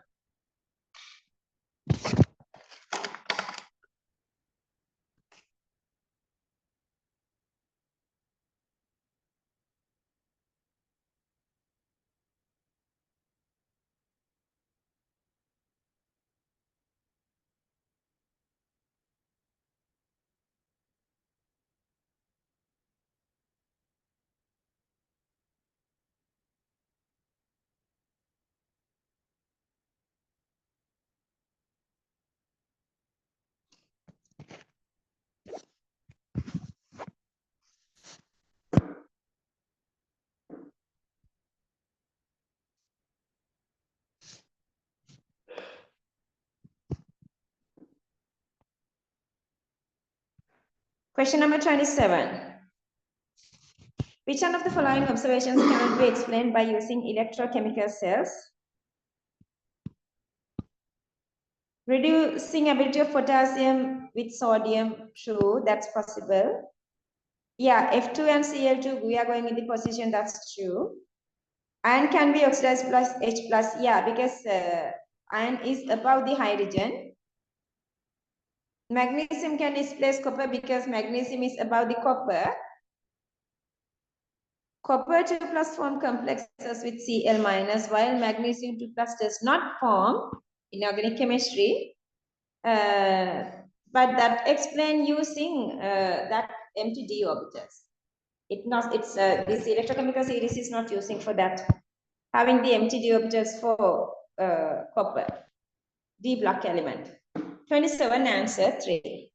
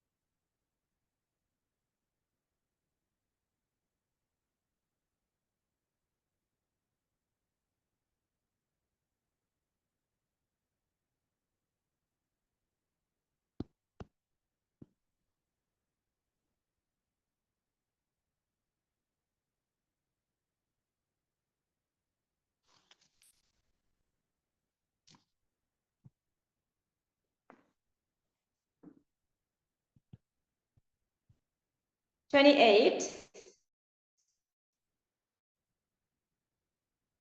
ABCD metals. AC reacts with H2. So AC is producing H2. AC is supposed to be above the hydrogen. Then BD is supposed to be placing below the hydrogen in electrochemical series. AB and D displace when C. So C is supposed to be the strongest reducing agent, or C is supposed to be at the top. Then C, then A, then H. Up to that, it's clearer. B is displaced when D is added. Then D is supposed to be in the top. B is displacing by D, so that D is stronger. Then reducing ability, strongest to highest. B, D, A, C. B, D, A, C. C is the strongest reducing agent. 28, answer 1.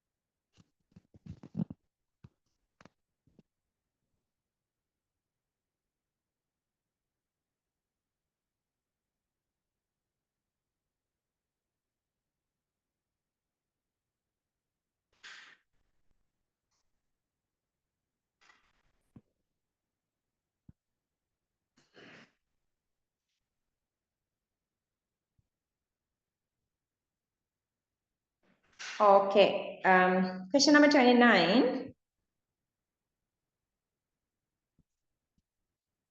Copper, less positive anode. Silver, more positive cathode. So I'm coming to here. So silver is the cathode, copper is the anode. The cell potential remains constant at 0.46. If you calculate E naught cell equals 0.46, that's true. Current is drawn from the cell. Even they are not showing, it simply means there are supposed to be some sort of a connection here. So, but not constant. When cell reaction occur, EMF decreases when concentration decreasing. A, incorrect. The cell cathode copper, anode silver, wrong. Positive ions move to the cathode compartment and negative ions move to the anode compartment. Let's see. Anode oxidation. So copper 2 plus increasing. So they are saying negative ions move to anode compartment through cathode reduction. Plus charges are decreasing. So that positive charge is supposed to moving to the cathode compartment to maintain the electrical neutrality. Anode, positive charges increasing. Therefore, anions move to anode through Sol bridge. Cathode, negative charges increasing. Cations move to cathode to maintain the electrical neutrality. Electrons move from copper, see electrons, yeah. Anode to cathode. It's anode to cathode. That's true. Good question. 29, CD correct. Answer 3.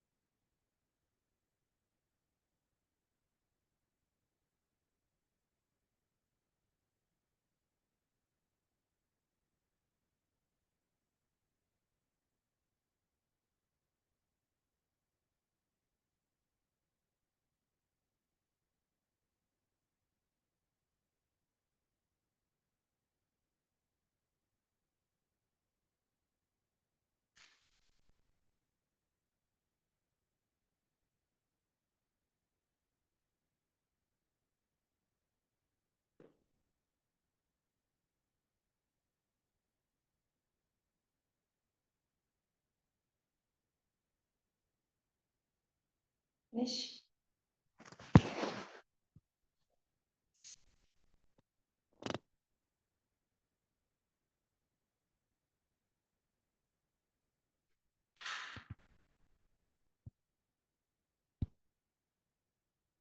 All right, this one, you have these three conditions so that you can make only 3 cells. RP, R anode, P cathode, PQ, P anode, Q cathode, RQ, R anode, Q cathode. If you go through that, only possibility is number 3. Number 3.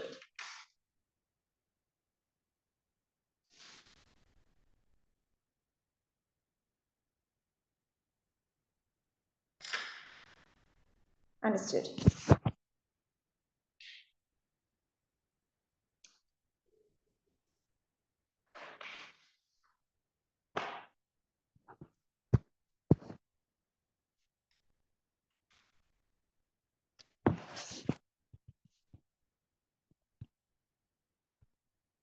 Question number 31.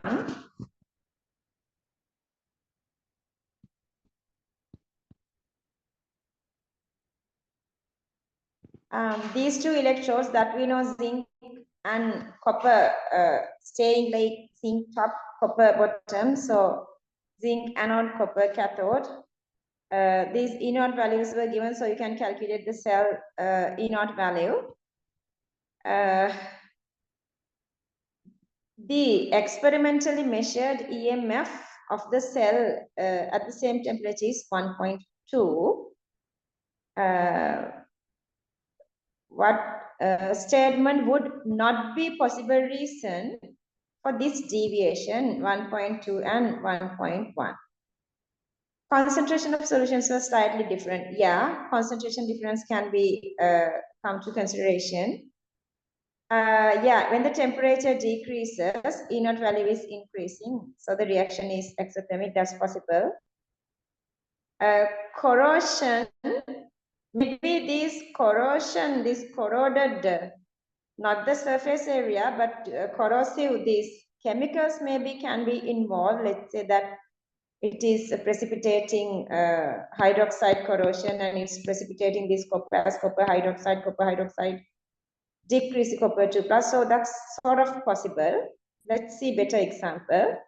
The potentiometer may be not functioning properly. That's also possible. The zinc rod and copper rod were immersed in copper 2+ and zinc 2+ solutions respectively. If you do that, what happened? So the reaction is supposed to go like this.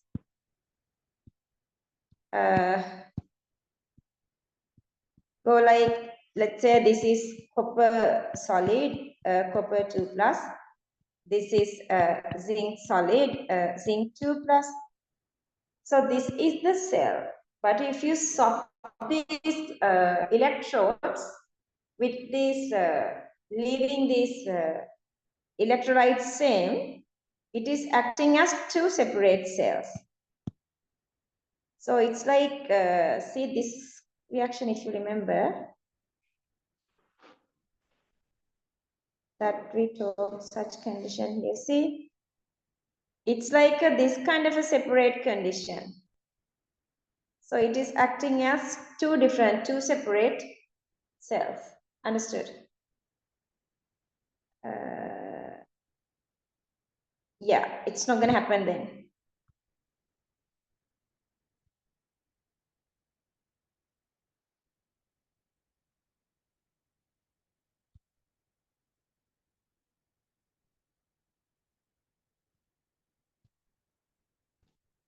So that's, so you cannot see any value then. The current is not passing. That's the answer. 31, answer 4.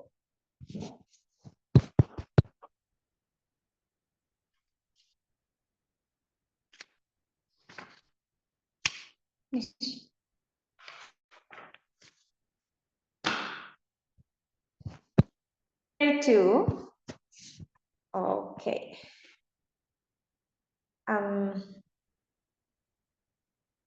minus 0.76 the greatest value, then minus 0.13, then the plus value. So they are just giving names as A, B, C. According to the standard reduction potential given below, the metal A, B, C respectively.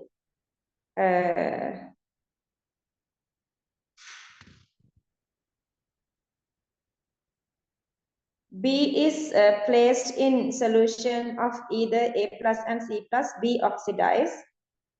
B oxidized means B is supposed to be in the top. Top element is always oxidizing. Then minus 0.76 supposed to be B. Okay, that element supposed to be then zinc. Then C is placed in solution A, C does not. Then even A and C keep together, C does not oxidize mean C is supposed to be placed below A. Okay, then you should remember this. Then this is the value. Then they are giving, this is coming as BAC, which coming like, you know, the 0.76, the minus 0.13, then last one is 0.3, then order become zinc, lead, and copper. 32 answer 1. Are you guys understanding what I'm saying?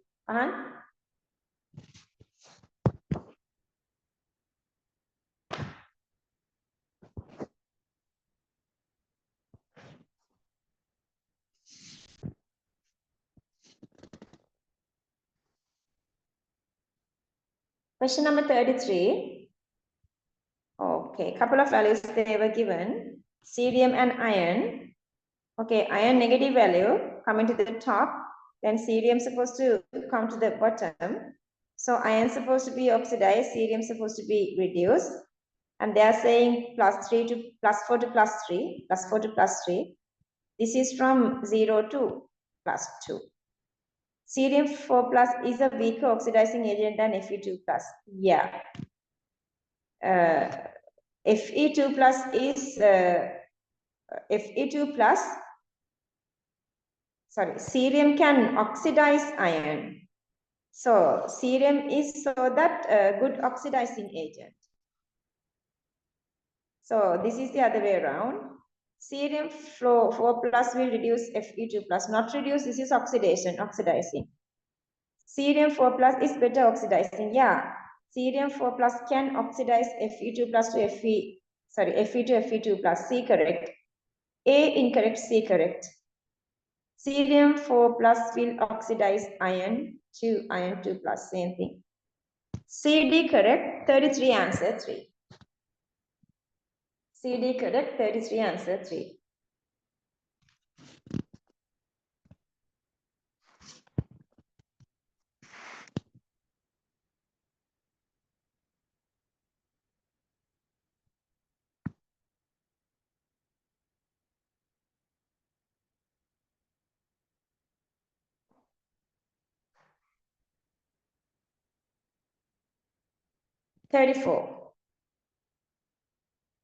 When zinc 2 plus is added to solution of copper 2 plus, nothing can happen there. Because zinc 2 plus is oxidized in oxidized state already. It's supposed to be in reduced state.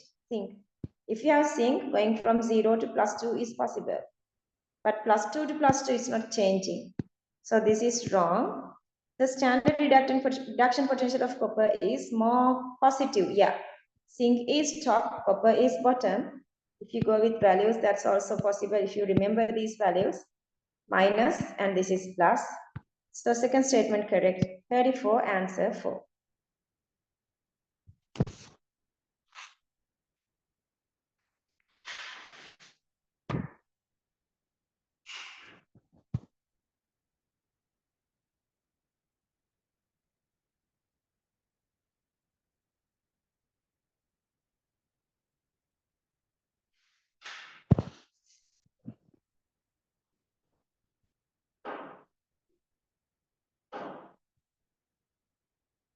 35.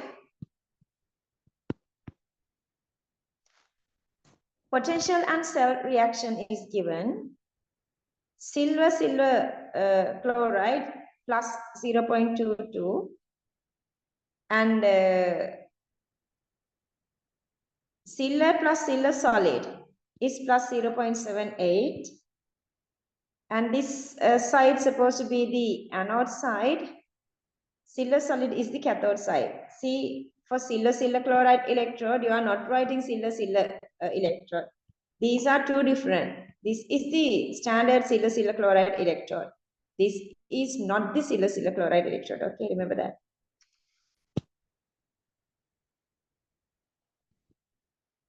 Okay, E naught cell, E naught cathode minus E naught anode.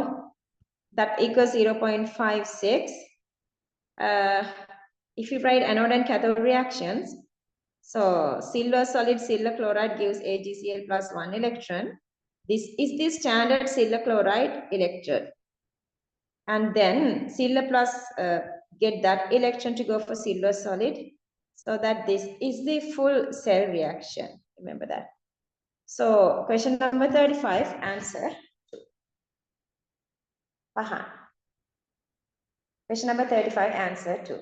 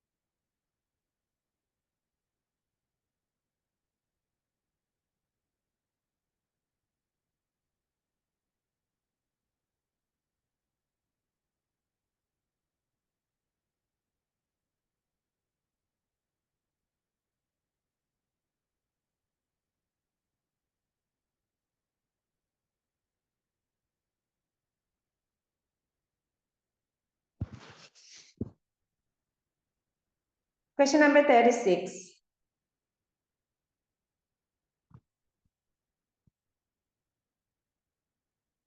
Which of the following statement is incorrect with regard to the galvanic cell?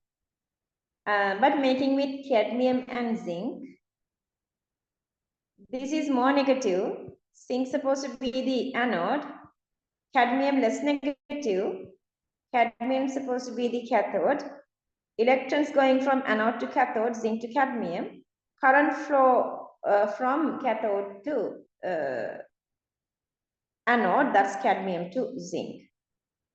Zinc electrode anode. Connected to the circuit, electrons flow from zinc to cadmium, zinc anode to cadmium cathode. Reduction occurs in cadmium, not in zinc, that's wrong.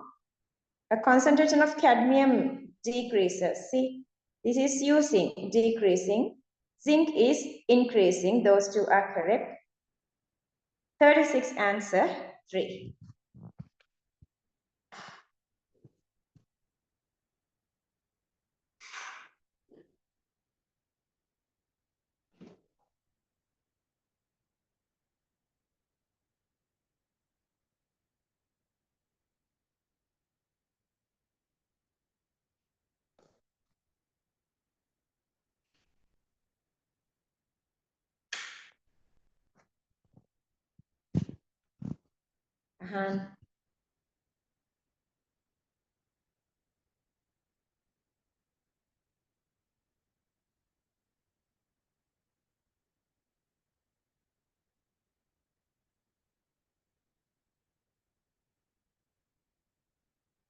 Question number 37.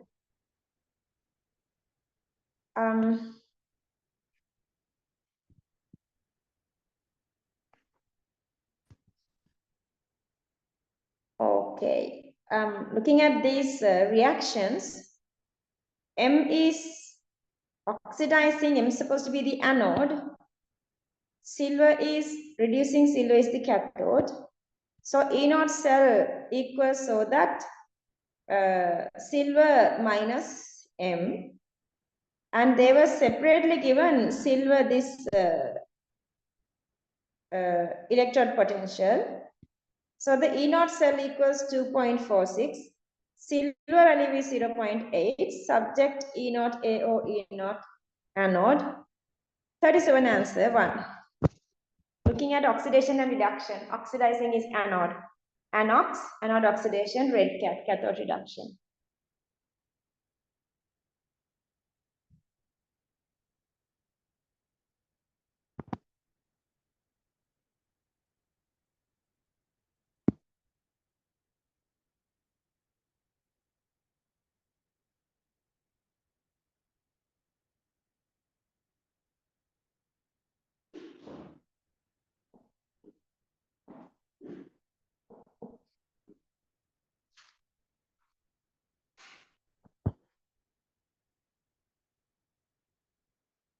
(38) zinc anode, negative.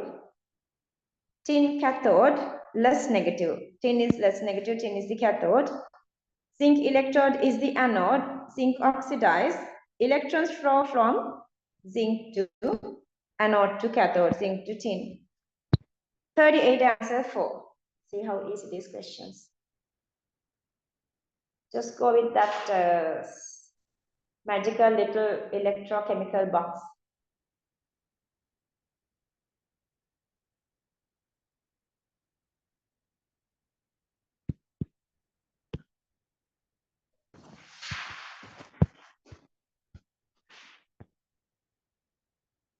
(39) How much of oxygen gas at STP is expected to liberate by the passage of 1 Faraday of electricity through an aqueous solution of sulfuric acid? So we electrify this acidic solution. So anode reaction is going through this anode is cathode is reducing, cathode is negative, so H plus is going there. This is electrolysis. So H2 is releasing, and from anode OH minus gets there. So O2 is releasing during the oxidation, and here the question asking how much oxygen gas at STP is expected. Okay, per Faraday mean Faraday when you are getting per electron charge multiply Avogadro number, so that has 1 mole of electrons. 1 mole of electrons has 1 mole of H plus, either from electrons you can get or either from H plus you can get, but still it's 1:4. 1:4.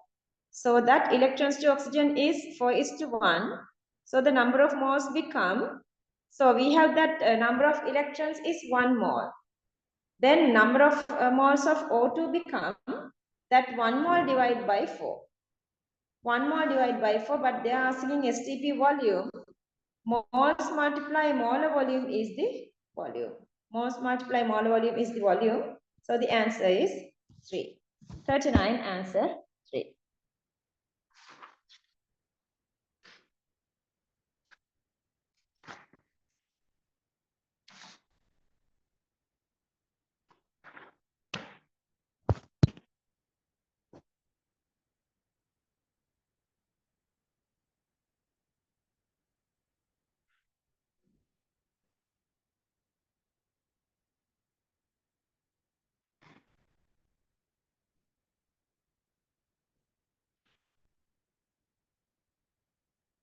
This is more clear. Go with Sinhala one.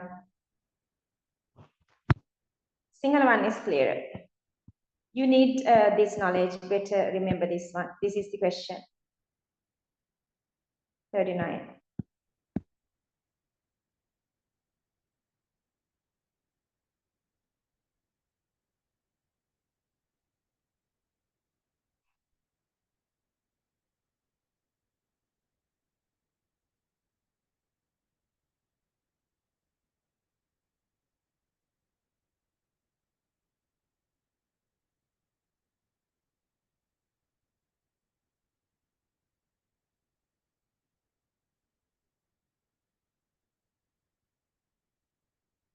Actually, you don't need to go with H plus. You can directly go with electrons.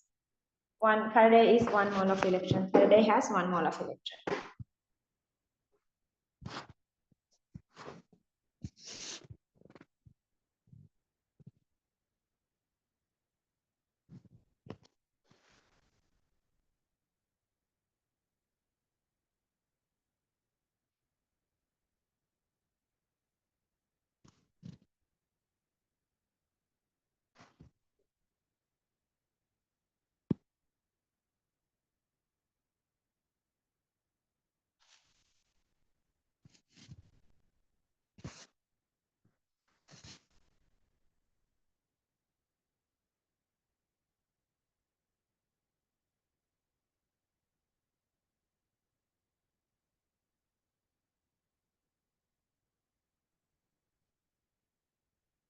Question number 40.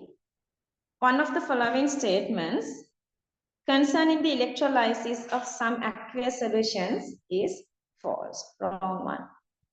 The mass of cadmium liberated during definite time is proportional to the electrical current. That is a Faraday first law. M is proportional to I. Mass of copper liberates in definite electric current is proportional to the time. Yeah. Again, M equals EIT, M is proportional to IT. Again, that's the Faraday's first law.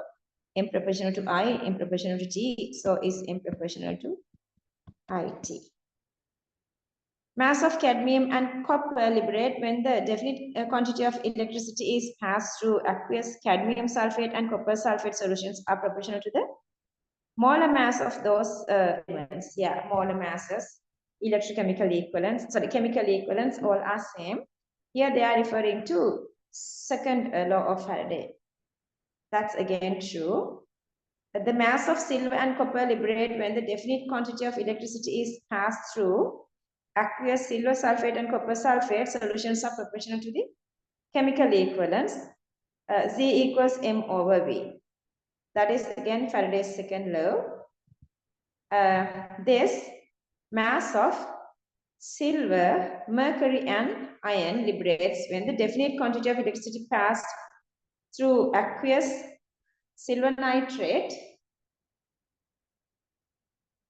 mercuric sulfate, and ferric sulfate solutions are proportional to the molar mass. No, we cannot say that. Here the valency are different. Here the valencies are different. So you cannot get that. That's why it's wrong. 40 answer 4. This is the valency. You cannot just go with the molar mass. You can go with molar mass if the valencies are correct, but here valencies are different. If the valencies are same, you can do that.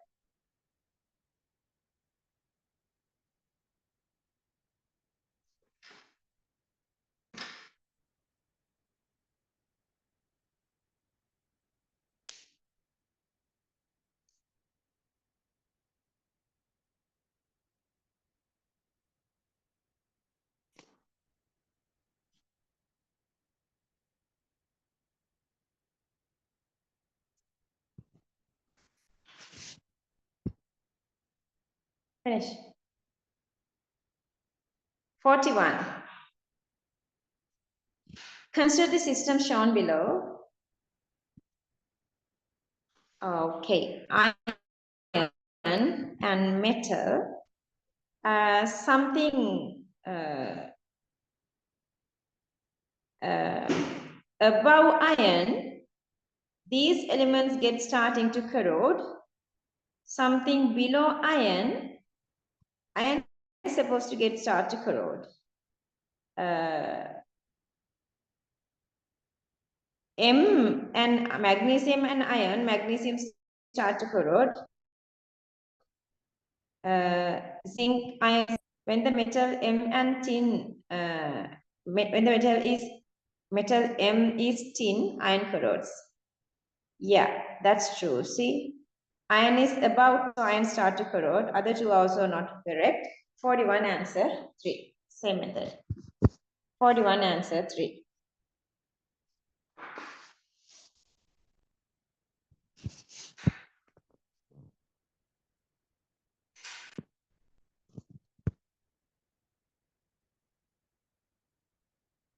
Next one is again asking about this corrosion. Not showing any sign of corrosion.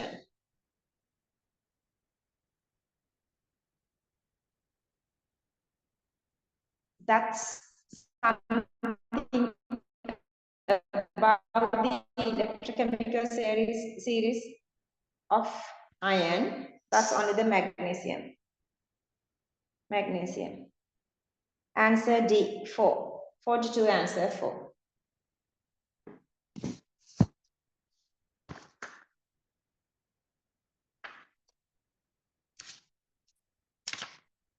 This has only very few structured essay.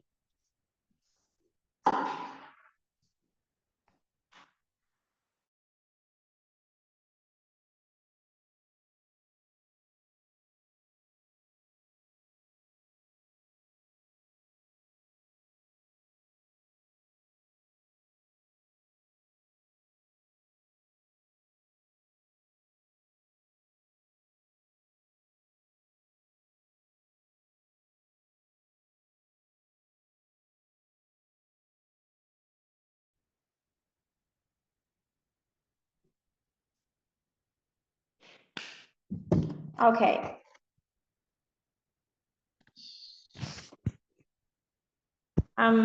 So the time they were given as 9.65 seconds. And they are talking about this copper 2 plus 2 electrons gives copper. Keep that in your mind. Copper 2 plus is deposit on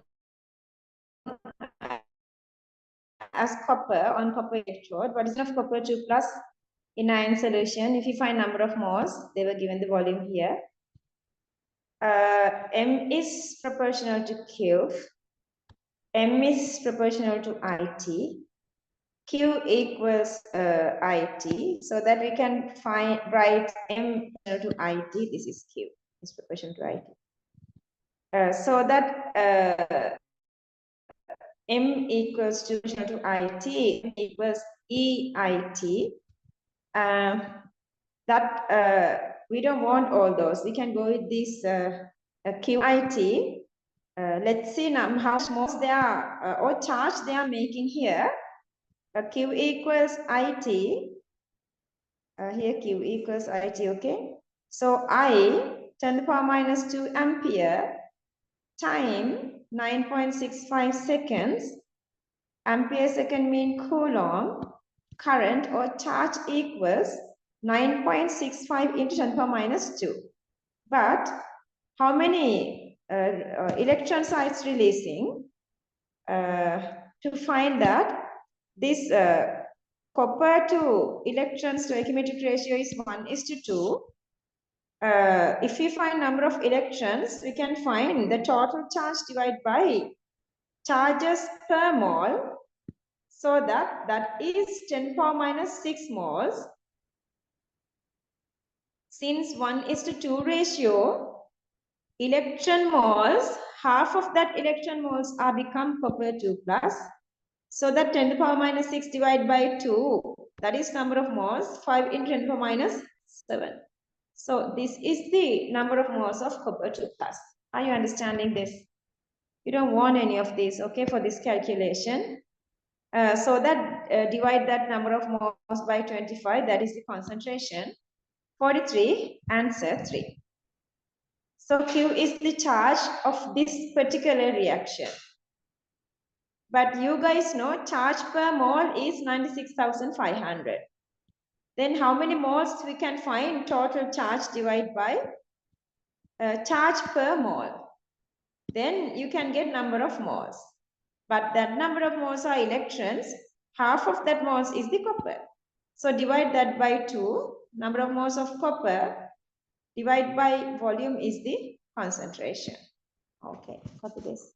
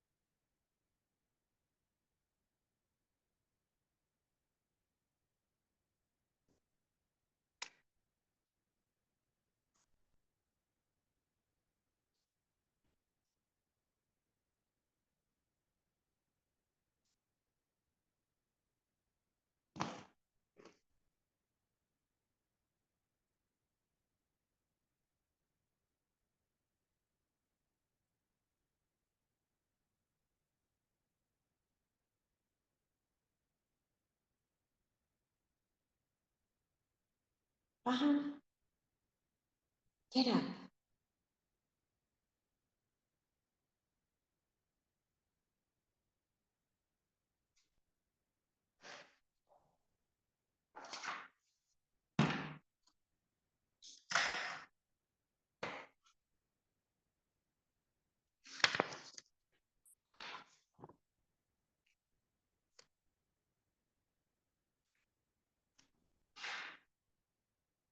Question number 44.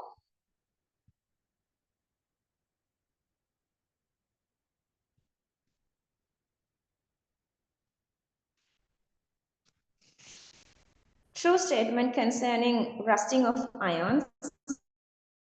Sort of out of syllabus, but let's see whether we can answer. Ammonium sulfate, strong acid, is acidic, so it can improve this rusting. Cl2 is dissolved in water, rusting increasing because Cl2 gives this HCl and HOCl. Sodium chloride, rusting increases because ions are increasing, so the conductivity is increasing. Ammonia, because here, this is the reduction reaction. When you're adding OH minus, reaction is going backward. So rusting decreases when you're adding any hydroxide. Only A, B correct, 44 answer 1. Remember these as facts. Even in inorganic chemistry that we talked about, that rusting is decreasing with hydroxide.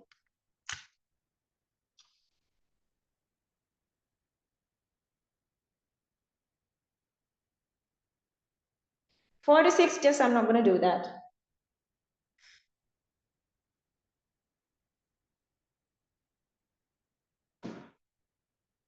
Just cut that.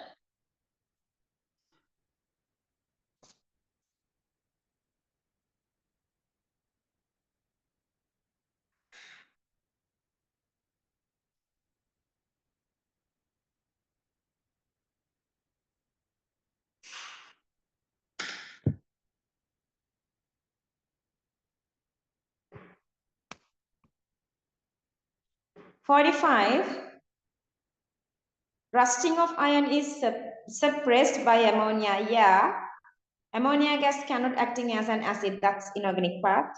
See, with metal releasing H2 gas acting as acid. 45, answer 3. Finish up to 45.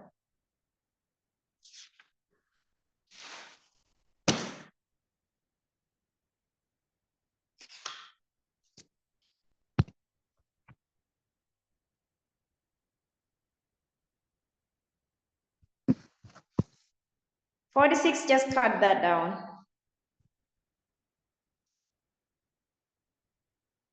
47,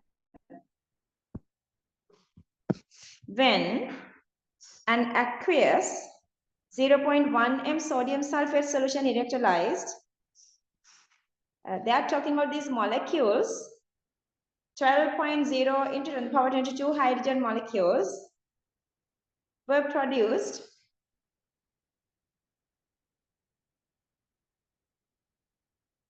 And the other product is O2 gas.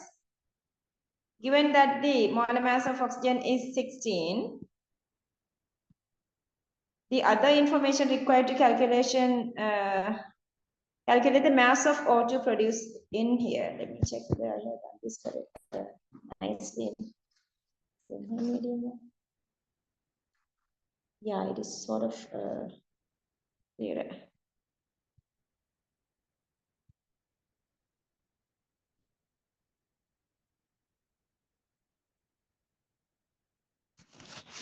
Let's see how this is going. Anode, oxidation. So, positive electrode, electrolysis, negative charge O minus are coming and oxidize. Then cathode, sodium sulfate has this H plus, sulfuric coming through. So H plus is reducing. 4 electrons, 2 electrons. Second equation multiplied by 2 at first one. And this 4OH minus 4H plus is 2 water. So this is the final equation. 4 water, 2 water, cancelling of 2 water remaining. So 2 water gives O2 and 2H2. And they are saying H2 molecules equals to this. Then number of molecules divided by Avogadro number is number of moles. Number of moles is 0.2. 2:1 ratio. So you have to divide number of moles of hydrogen by 2 to get number of moles of oxygen. But they are asking the mass. Multiply that mass, number of moles by the molar mass. So that is 3.2. So that question number 49, sorry, question number 40. Is it the same one? Yeah. Yeah, question number 47. 47, Faraday's law of electrolysis, that we are going with that, the Avogadro number thing. Avogadro constant we are directly using here. Gas constant or Faraday constant we are not using. Faraday's law of electrolysis we are using that it's proportional to this mass. Current is proportional to mass, we are using that, but we are here not using the Faraday constant. Question number 47, A, B correct, answer 1. Copy this side first.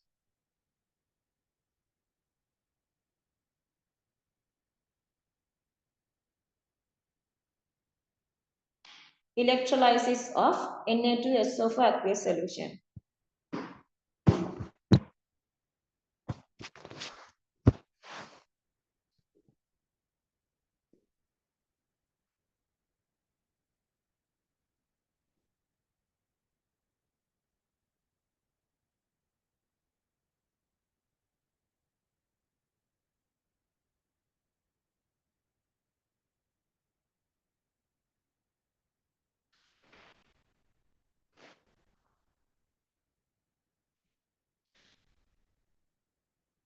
Finish? Okay, then the other side. This is number of molecules, okay? This is molecules. This is actually data. Molecules data.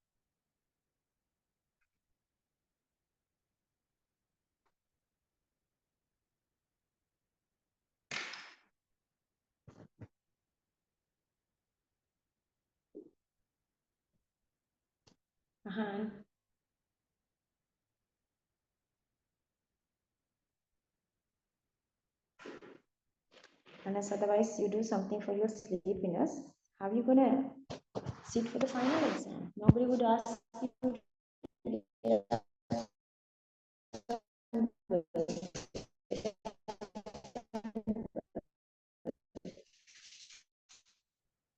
just do something for that. Otherwise, everything you do. Question number 48. Okay, so we have written the answer. Question number 47, answer A, B correct, answer 1. 48. When an aqueous solution 1.0 moles per cubic decimeter in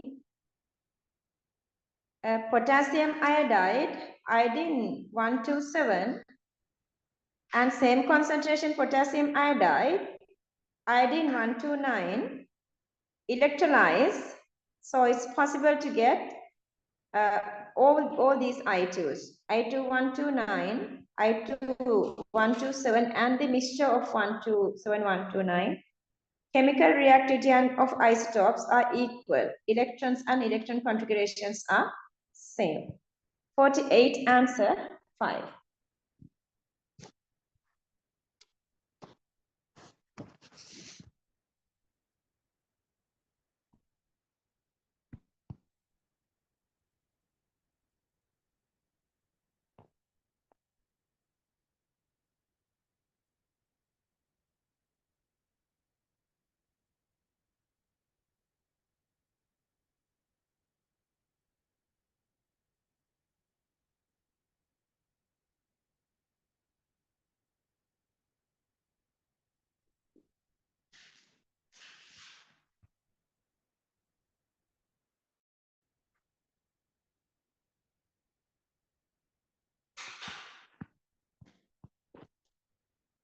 Which of the following statement is not true regarding electrolysis?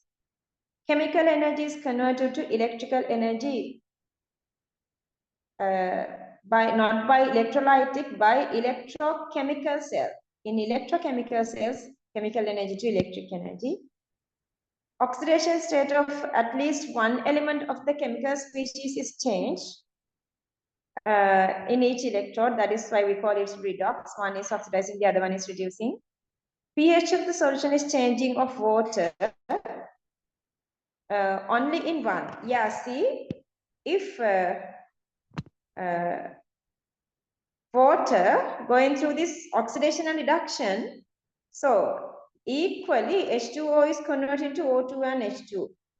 But let's say only this cathode reaction is occurring. So H plus is reducing. So the solution become basic. If anodic reaction only occur, OH minus reducing, solution become acidic. So that's true. The amount of substance produced during electrolysis depend on the electrical current path. So that's the Faraday's first law. M equals Q, M equals IT, M is proportional to IT, M equals to EIT. We have some questions in essay part, so you can get practice. Electrolysis is a convenient method to produce some metals in pure state. This highly active metal like lithium, sodium, potassium, we use electrolysis. 49, answer 1.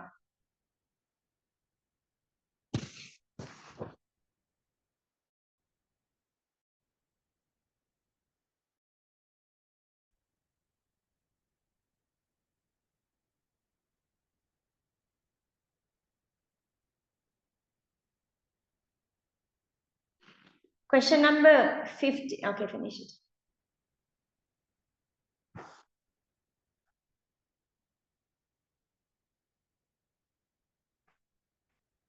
M proportional to Q, M proportional to IT.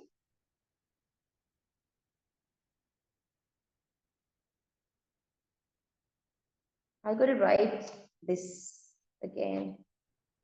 Unit 13, I think Sinhala one I have rewrite after English one.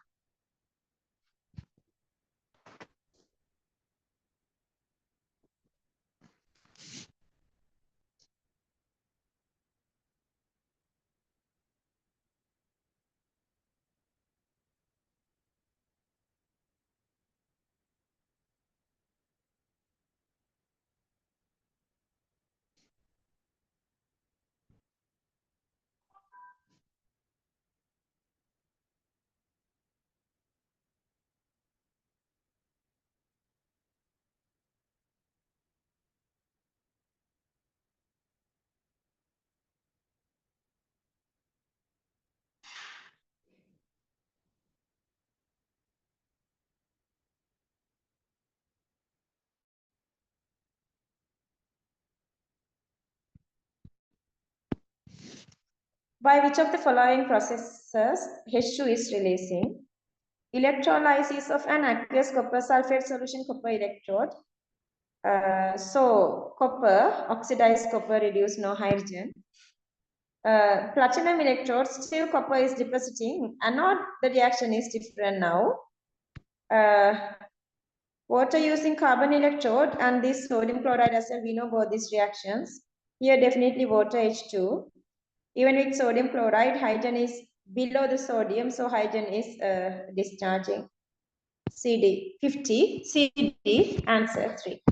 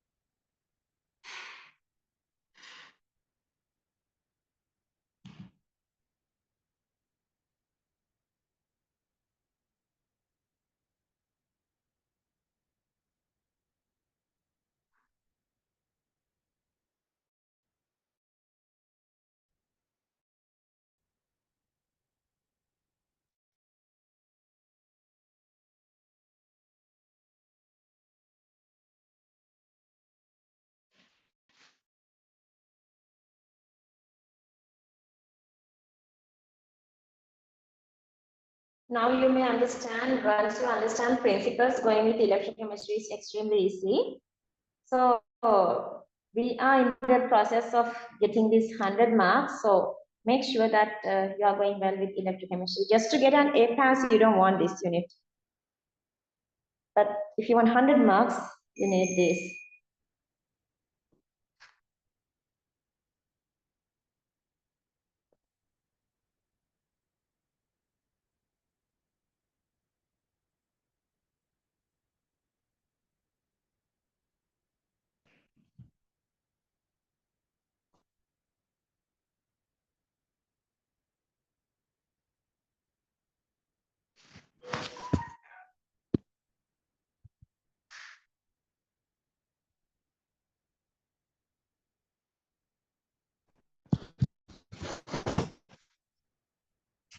Few questions, let's go through. Consider following standard reduction potentials. What reaction would you expect to take place when liquid bromine is added to an aqueous solution of potassium iodide? This is the reaction, but Br2, you don't want any other knowledge. You have this, even the electrochemical series question is so right, but still you have this inorganic knowledge. Br2, reducing, oxidizing I minus to I2. That I2 is reacting with I minus to produce I3 minus. We did these last couple of questions of equilibrium as well. So they are only expecting this reaction. Color change, you can write like, write the color change you would expect of the above experiment. Color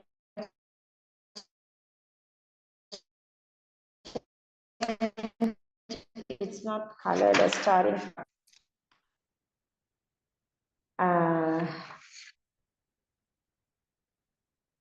So initial solution, you have potassium iodide, and that's colorless. Colorless to red brown. Because you have just potassium iodide, that's colorless.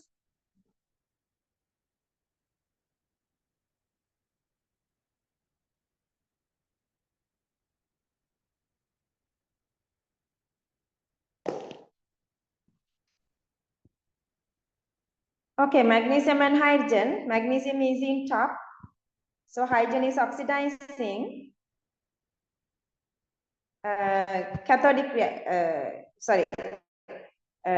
Magnesium is oxidizing, hydrogen is reducing. They are asking this reducing or this cathode reaction, cathode reduction, and copy this one.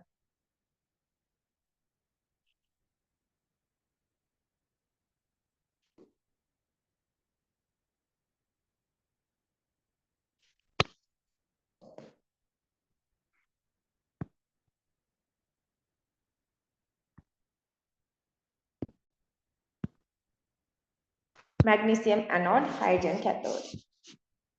Cell notation, remember that magnesium anode, left anode, right cathode. But cathode is this gas electrode. Magnesium solid 1 vertical bar.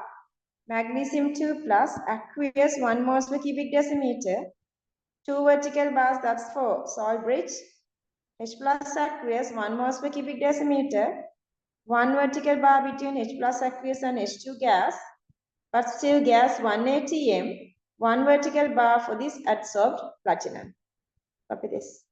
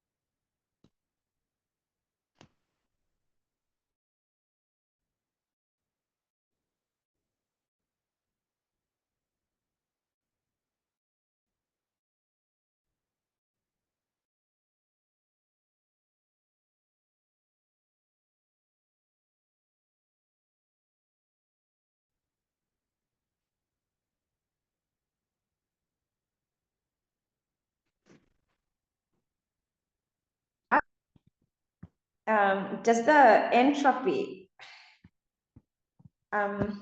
Aqueous is going to gas.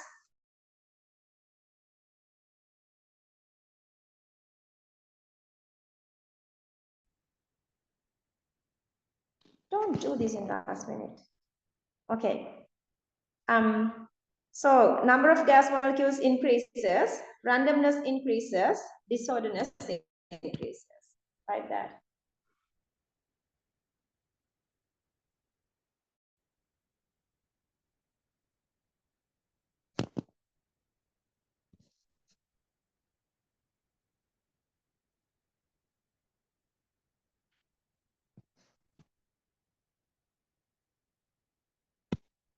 Okay, what should be the relationship between, they are asking about the enthalpy and entropy. So we know the reaction, delta G equals delta H minus T delta S. To be spontaneous, delta G is supposed to be less than 0. It's supposed to be this delta H minus T delta S supposed to be less than 0. I have written this the other way around. They were not talking about delta G. So don't write delta G, they were not expecting. Just say that this delta H minus T delta is supposed to be less than 0. Delta G minus T delta is less than 0. Like that.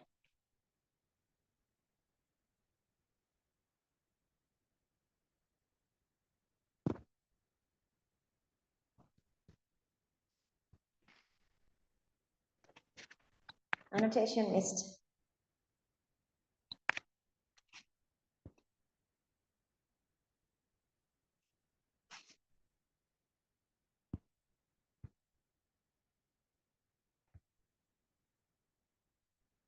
Okay, delta G minus T delta is less than 0.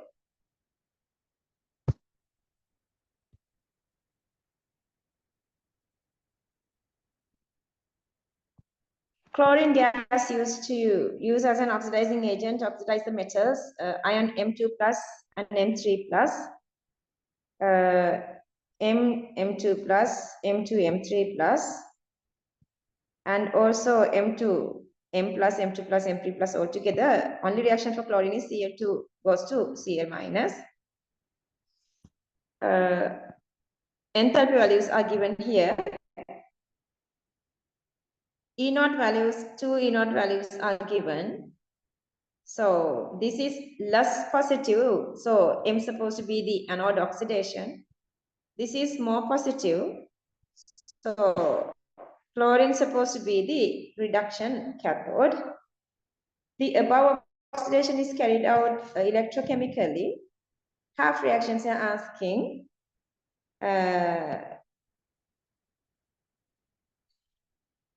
They were given M2 plus, M3 plus, and Cl2, Cl minus. So oxidation reaction is supposed to go from M2 plus to M3 plus. That is this one. Reduction reaction is supposed to go from Cl2 to Cl minus. And that is this one. Just add these two together, multiplying this by 2, and then you can add, then you can write the cell reaction.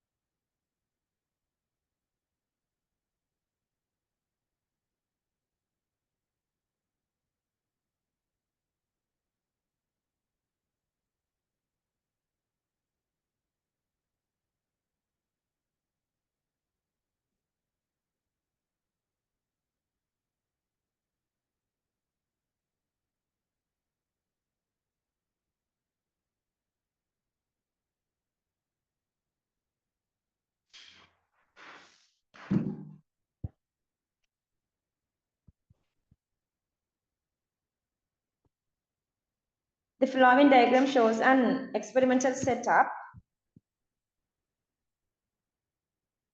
needed to measure E0 cell of the above reaction, identify AE, giving physical state concentration. Okay.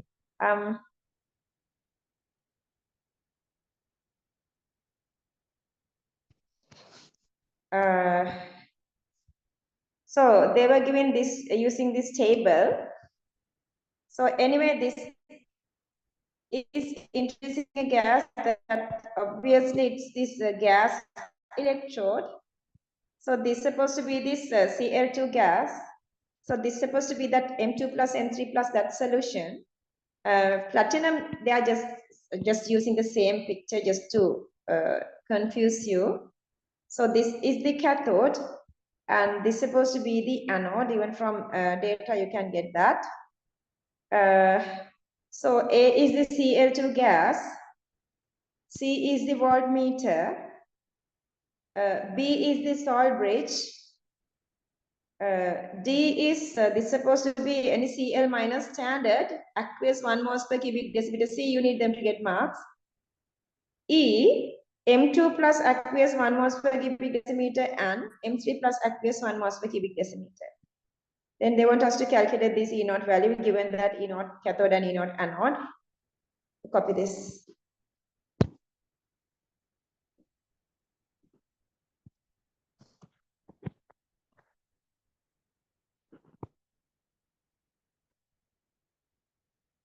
Uta, do you have a change or do you want me to do change to your balance? Suji! Suji! You have balance? Ah, okay.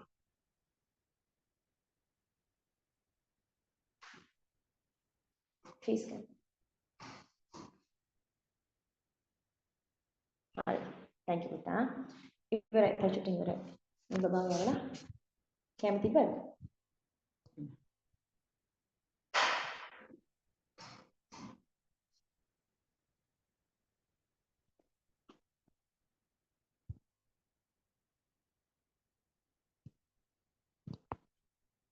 All right. Calculate the standard enthalpy change.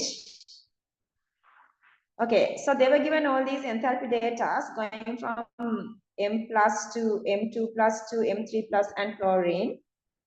Okay, so but the basic reaction we are going with is this. Then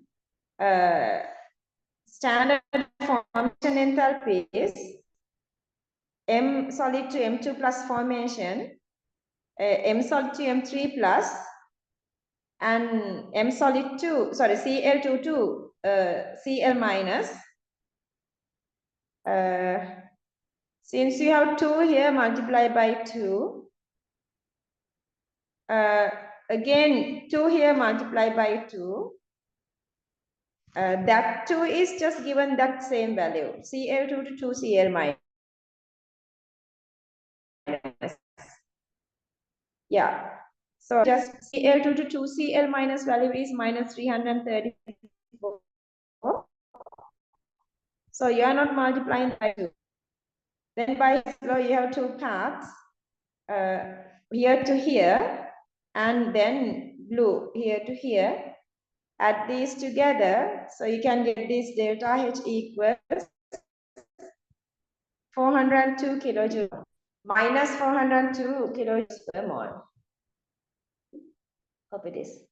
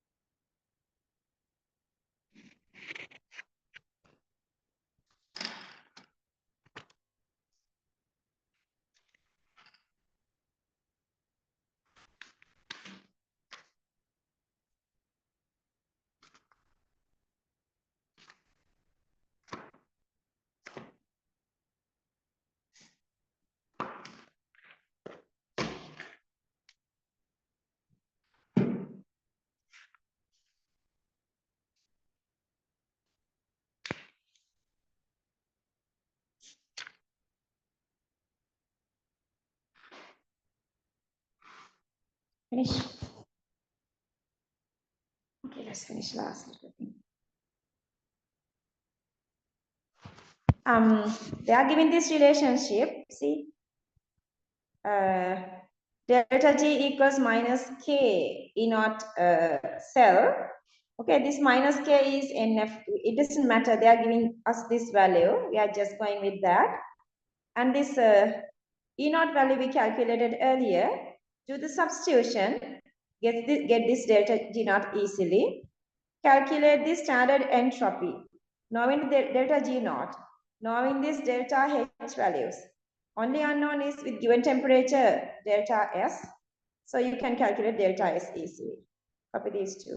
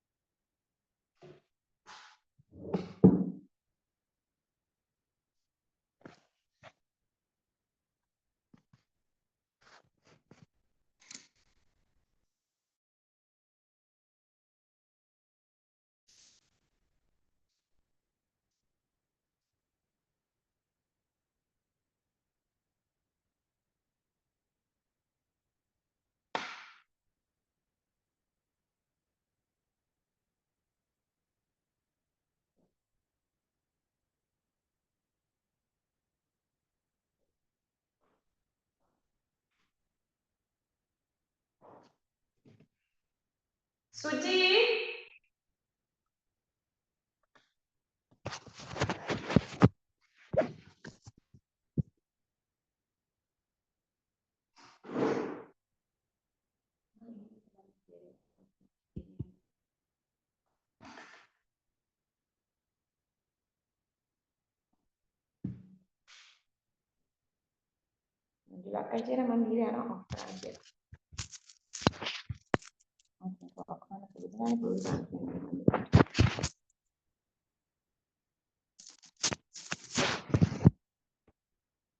Oops, sorry.